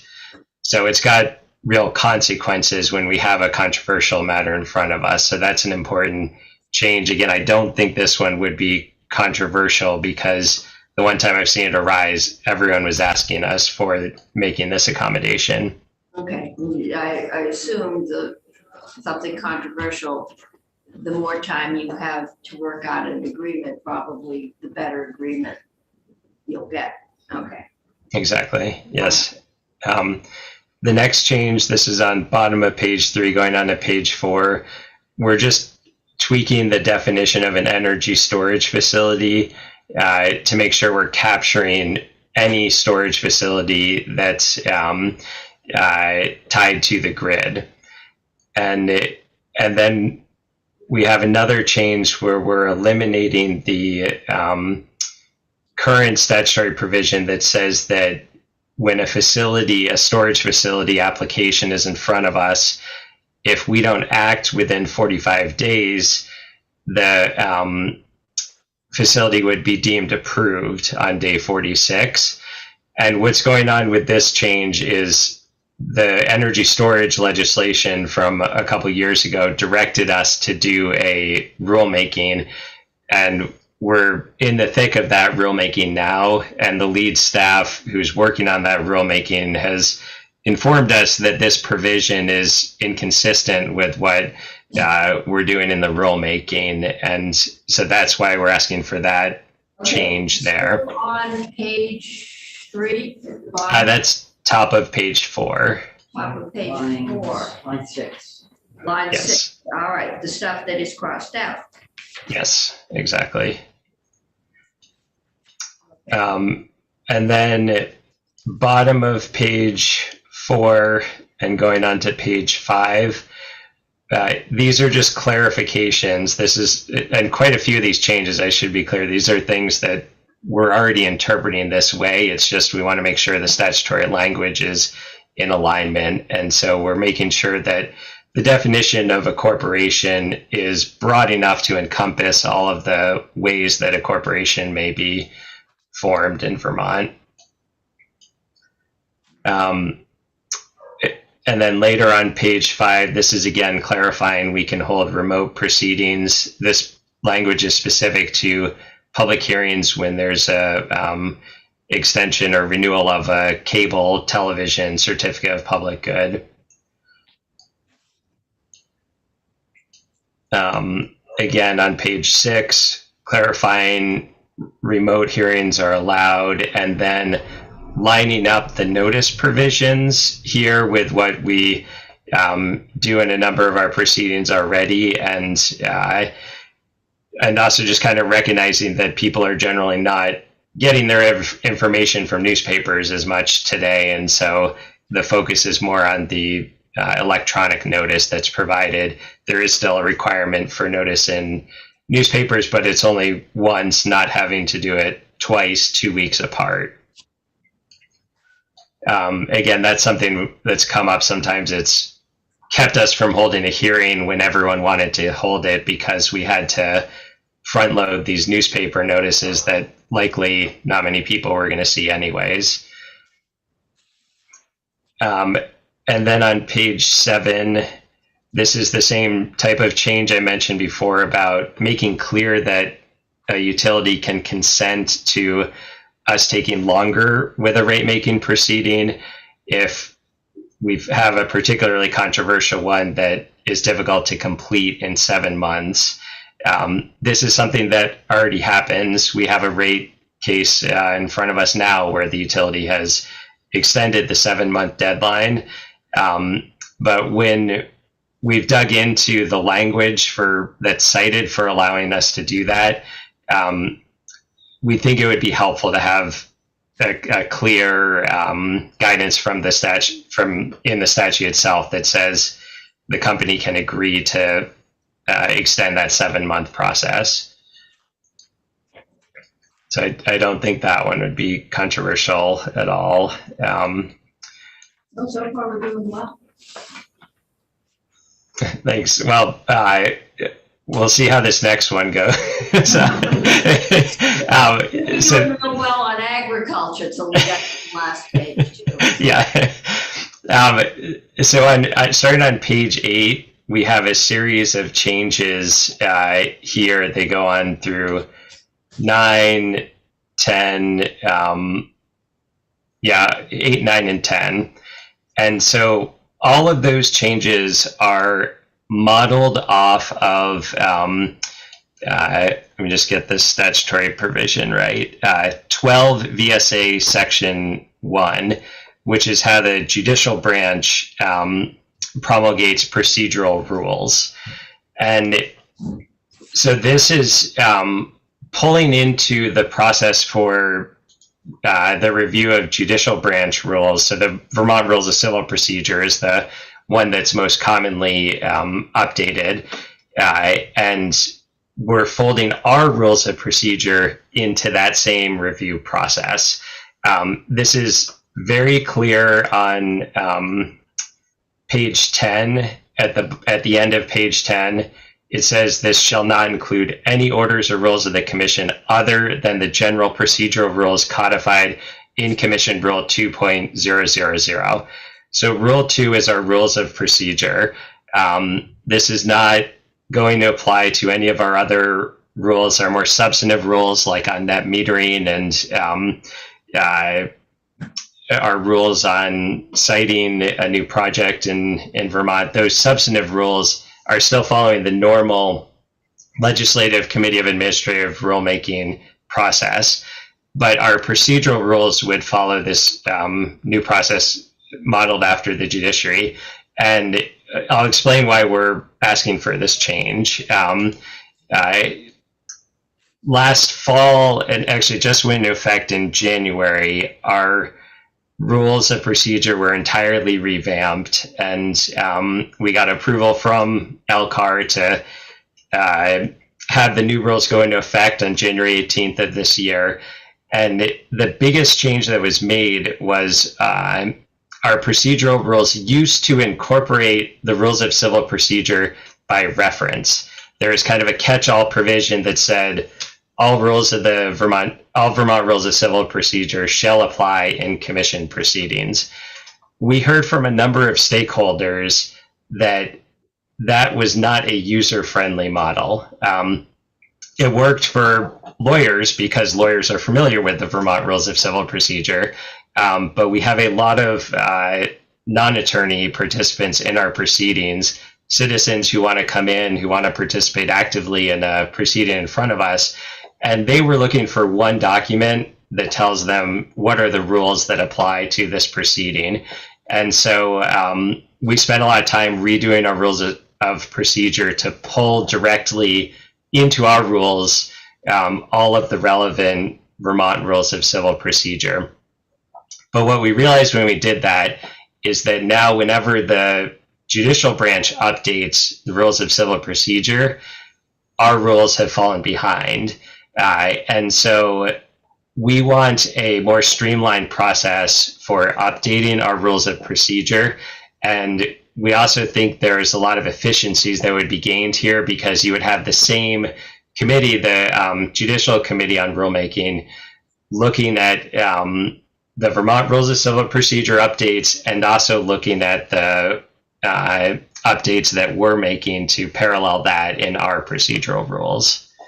Okay, so you've always gone by the judicial procedure rules for your procedural rules. And we did ask you, and I believe it was the advent of cell towers in people's backyards, they got a lot more public participation in PUC proceedings. And I know this committee did a lot of work trying to make the procedure more user-friendly to people who were not utility attorneys. And you updated you used to do the rules of civil procedure by reference, but that means you have to have the legal books to do the reference. And so what you've done is you've created a document that says, pretty much mirrors the judicial procedure process, but just says from now on, this is how you will update it. And therefore members of the public can just look at this one document and know what the correct procedure is. That, I get it mostly? Yeah, mostly. I think and I should correct one thing I said before, that it's the Legislative Committee on Judicial Rules is the body that would review these changes. And so we now have, in effect today, our new rules that incorporated a lot of the rules of civil procedure, but instead of incorporating them by reference, they're written word for word into our own rules, and the court has been replaced by commission and other changes like that. But what used to happen when the judicial branch updated its rules is our rules would automatically be updated because we incorporated it by reference. So if we referenced the rule on summary judgment, it would happen automatically. So now we lost that with this change. And so that's why we're seeking a more streamlined process for updating our rules. And we think there are efficiencies in it too. Okay. Questions at this point? I just want to make sure I'm keeping up with the proposed change. So rather than, because of that inefficiency of no longer being able to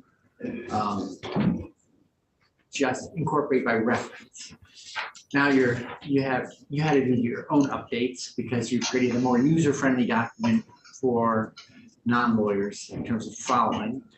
And you're simplifying the process whereby you update your rules as opposed to having given up the easiest, the most convenient rule, which was to incorporate by reference.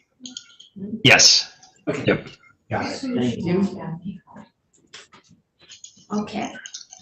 And there is just one more change. This is on, and I apologize, that last change went through page 11. And then the last change is on page 12 of the bill. This is just updating the language. There's a reference to reasonably prudent men, and the term should be gender neutral. So we would like to change that to reasonably prudent persons. This is a part of the Administrative Procedure Act that applies to other agencies as well. I think our agency tends to cite this provision quite a bit more than other agencies do. And so we notice this regularly and thought that would be a helpful change to make it gender neutral. Line 12, page 12. Person on the back. All right. Got it. Yeah. Okay. Okay. Any questions at this point? All right. Thank you. It was good to have one housekeeping bill that sounds like it's really housekeeping. Thank you for your time. Okay, we will, we've got more witnesses on this one scheduled for Friday, actually. That's what we've got scheduled right now for Friday. So witnesses for housekeeping. Yes, there Okay are. with this? we put out a call and we'll let them know, you know, what's going on and see if they all still want to come, but they said they did, so. Could be a love fest. It or it maybe could something be, but the last day before crossover, I wouldn't bet on it. Okay, so thank you. Any questions right now? Okay, thank you. We've sent a notice to Ameren that we're ready for EpiPens, and I don't know where Sarah Kechow went to.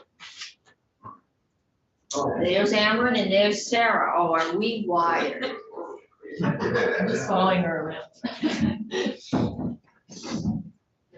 Ameren, whenever you're ready. Okay. So I know you made some changes to this bill that were requested, clarifying changes.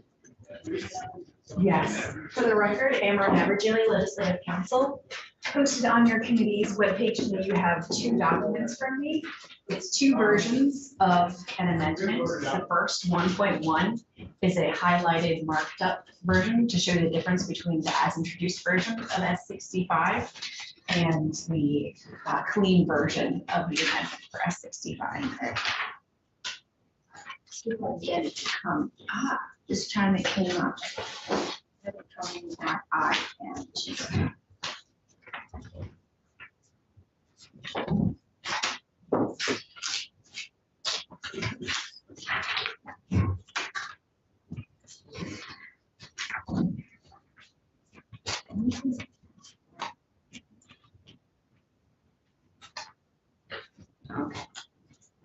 Okay, so we're on the highlighted. And why don't you tell me what you did, because it's been a while since we. Yes, so this is S65 relating to commercial insurance coverage of epinephrine auto injectors. Draft 1.1, which is the highlighted markup, I did this as a strike all amendment. So the non-highlighted language you see is the language from the as introduced version. And then I highlighted the changes that I made. So the first change is in subsection A, which is to remove the phrase as defined by 18 VSA and 402. And this was the definition that was used for health insurer in here. There was some testimony from witnesses about whether this was clear. This definition meant that this coverage would apply to Medicaid or other public payer health benefit plans. And the bill itself is covering just commercial insurance, so I have changed that definition to make it clear that a health insurer, and this is the new language at the bottom of subsection A, means any insurance company that provides health insurance as defined in subdivision 330182 of this title, nonprofit, hospital, and medical service corporations, and health maintenance organizations.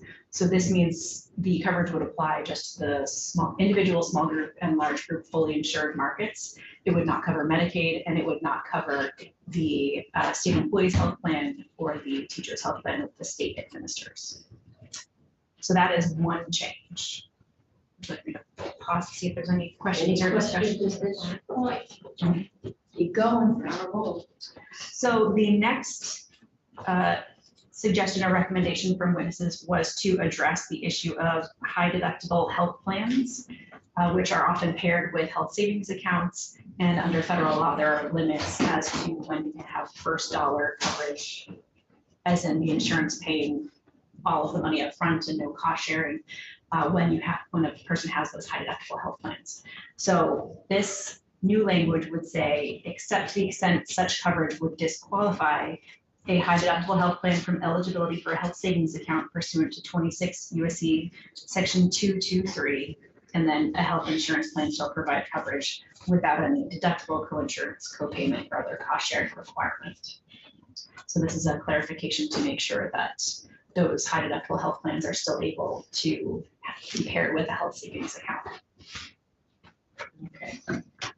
And then the last change is in the effective date, which currently in the as introduced version was July 1st, 2023. So this would change the effective date to January 1st, 2025, and applying to all of the health insurance. Because they've already submitted their plans or are about to submit the plans for the 2024 session, right? The plan designs have already been completed and forms will be filed in March. Yeah, they haven't been already, so, yes. And so that is the effective date change. And those are the 3 changes that I made.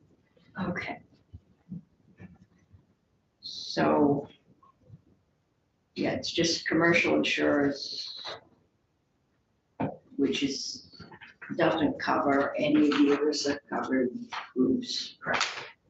And we will not be bringing in the state or the teachers, both of whom that's part of their bargain contract too.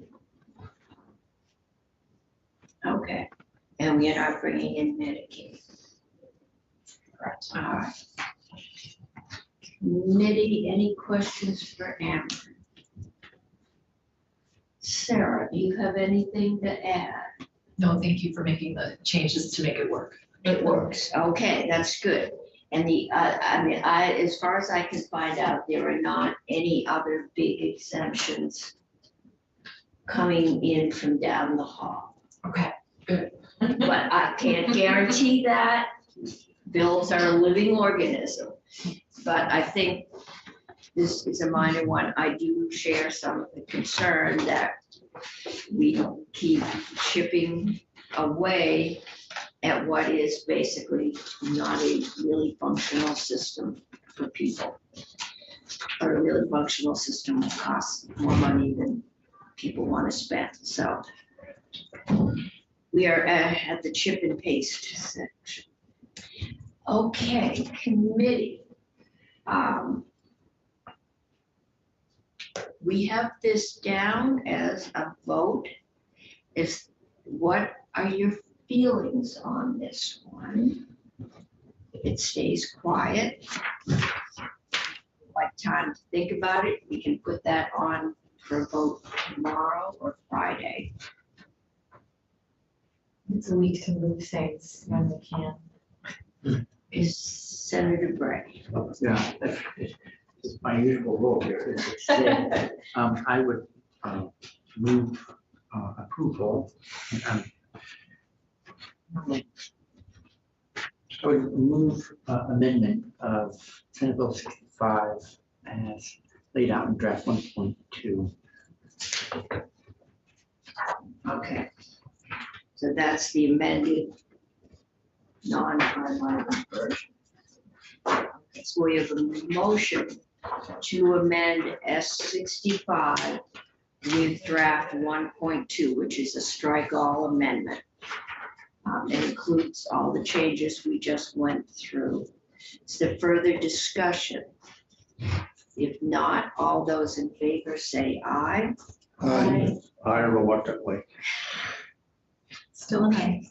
All those opposed say no. I think that's 7-0. Or 6.5 and 0. Okay, I need a motion to approve as amended. I move that we approve 65 as amended. Okay. Or report favorably to 65. As amended. Further discussion? If not, all those in favor say aye. Aye. Opposed say no. That carries 7-0-1. Who would like to report this one?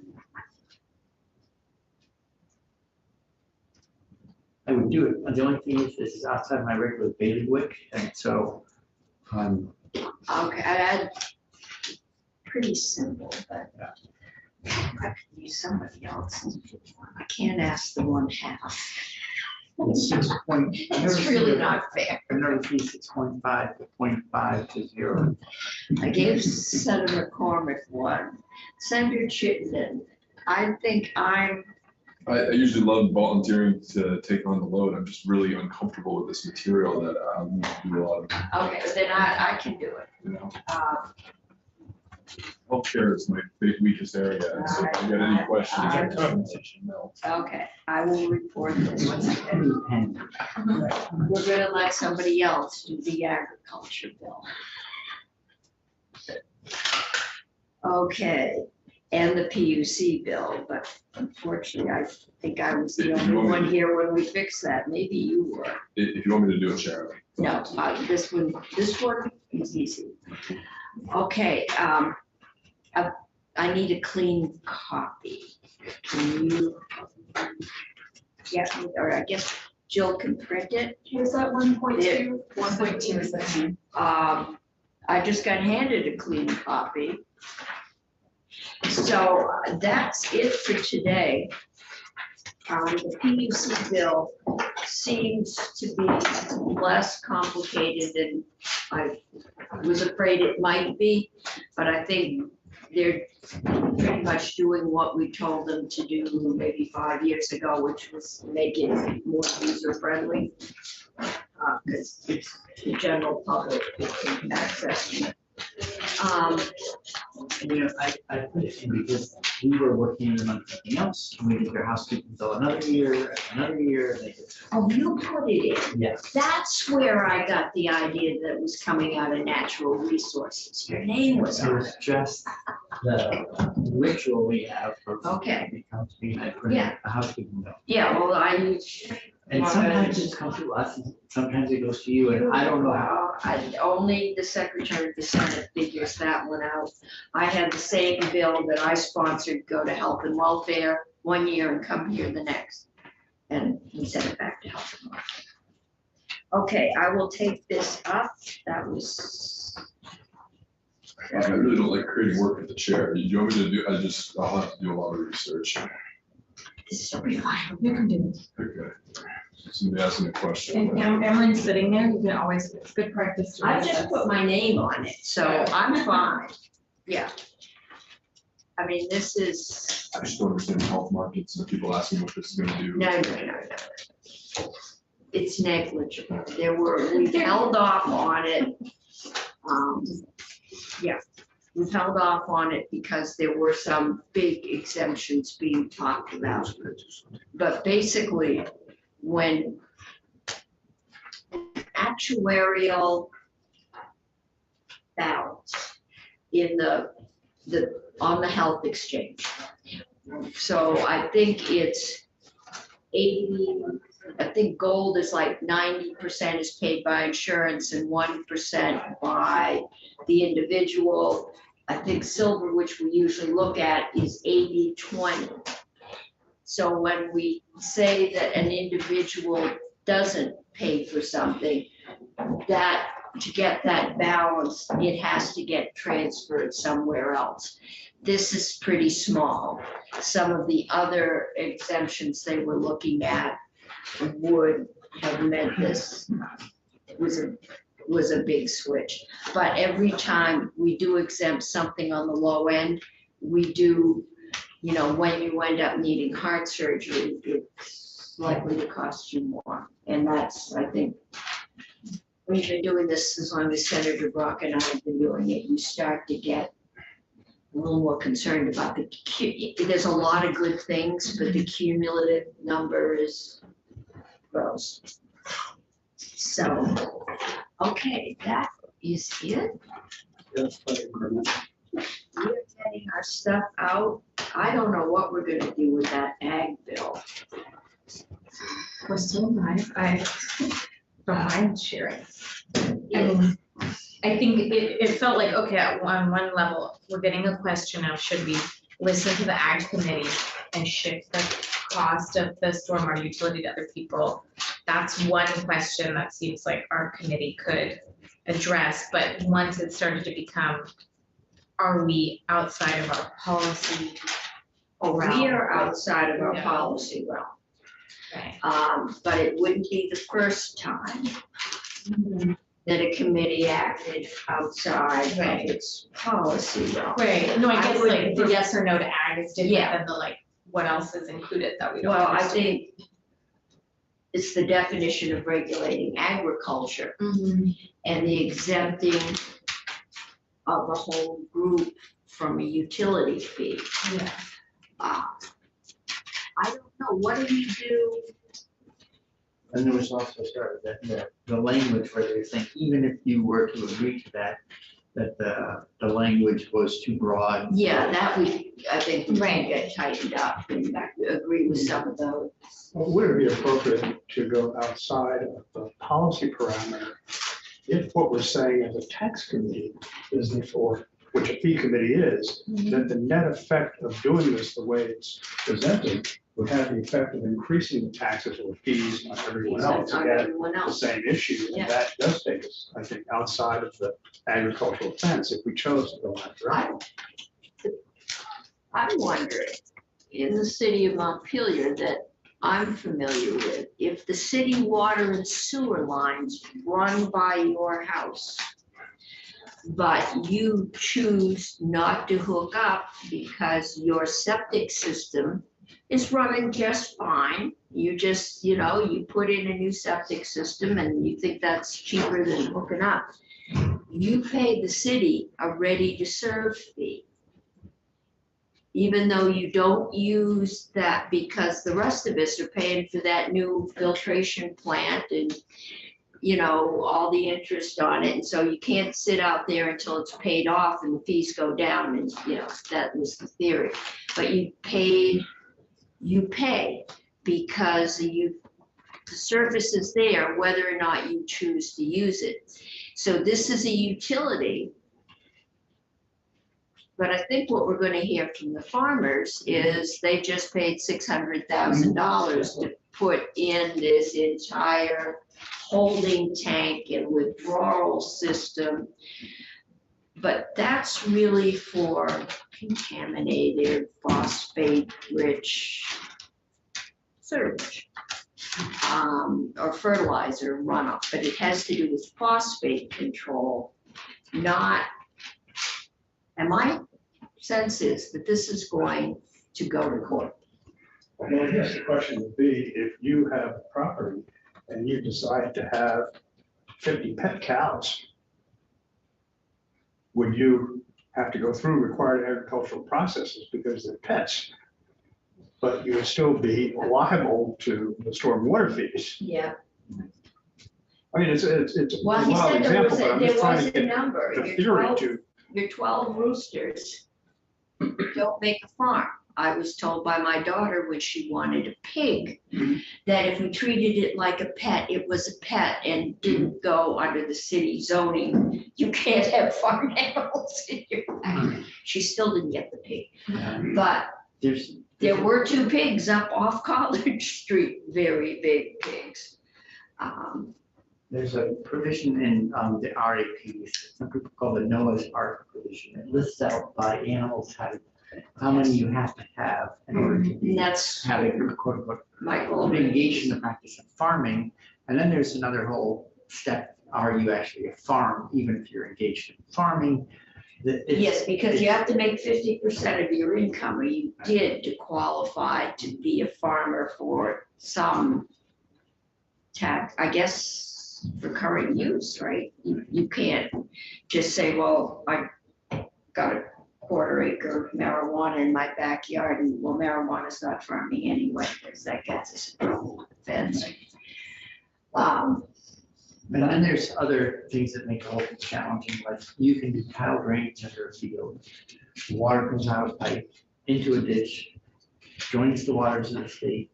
That water coming out of that pipe is not actually water coming out of a pipe that we would otherwise call a discharge. It's just water coming out of the pipe. I never want to hear tile drains again in this. Tile drains. There was another one that dropped on us that was so controversial. Clay tile pipes, and they're like 2 or 3 feet long. Stick them end to end to end. But now they're when you go drive by a farm and you see like 6-inch corrugated plastic pipe, holes perforated. There's a machine that creates a slot and pushes it under, and then it drains that water, subsurface water. The issue is not the purpose. to drains off the Yeah, or if you've got a, land and then Yeah. help water get downstream faster. And in a time when we're trying to get water downstream more slowly. I got one of those, I know it's called Tyler, but. yeah, I did, Around houses, sometimes what they call curtain drains. they just One's clog one up of with the sand edge in my yard. I put 3 in, they're all clogged. I'll get it all. I just gave it up. Underwater gutters. Under. Okay, I mean, this one, I may go look to leadership for some guidance. Because I think it opens up some questions that are going to have to be dealt with in the future, like, are farms exempt from paying a utility fee? Can they say, I've got a well, therefore I don't have to pay the hookup or ready to serve fee that other places do, even though they have wells? It's, yeah. I was curious, and maybe I just missed testimony prior, but if there was a way for the ag committee or otherwise to look at that 35, it was a 35% credit and see if you could increase the credit for. Well, that's what we haven't Good work. heard, is Yeah. the actual financial impact Right. on farms, and all farms are not created equal. Small farms, I think, are exempt. Yeah, well, from the agricultural practices, but I'm sure they're getting hit. I mean, are they going to get hit with a fee? I'm sure they Yeah. are. I mean, they definitely have to do water work, I think, even if they're small. Yeah, I mean, they can't. But I know, just because my daughter worked with them, that farmers are really stretched with the amount of requirements that we put under them to Right. get the water and that's basically water runoff, septic done. And yeah, I mean, what I didn't hear today, and I'm really disappointed that a lobbyist comes in here and can't tell me, how much are we talking about? I mean, Yeah. are you? Loss of revenue. Yeah, are you assessing this per acre? How do you? Because if the farm is containing a lot of its runoff. But I'm sorry, impervious surface is impervious surface. Well, and you also need the roads and the, like, you Yeah. use the rest of the impervious surface in your community. And As a that benefit. drain along the side of the road that Right. your hills are draining it to in a rainstorm. Right. Okay, so I will go see what I can find out on that. Sorry, but before I forget, one of the, so I've lived on a farm for 20 years.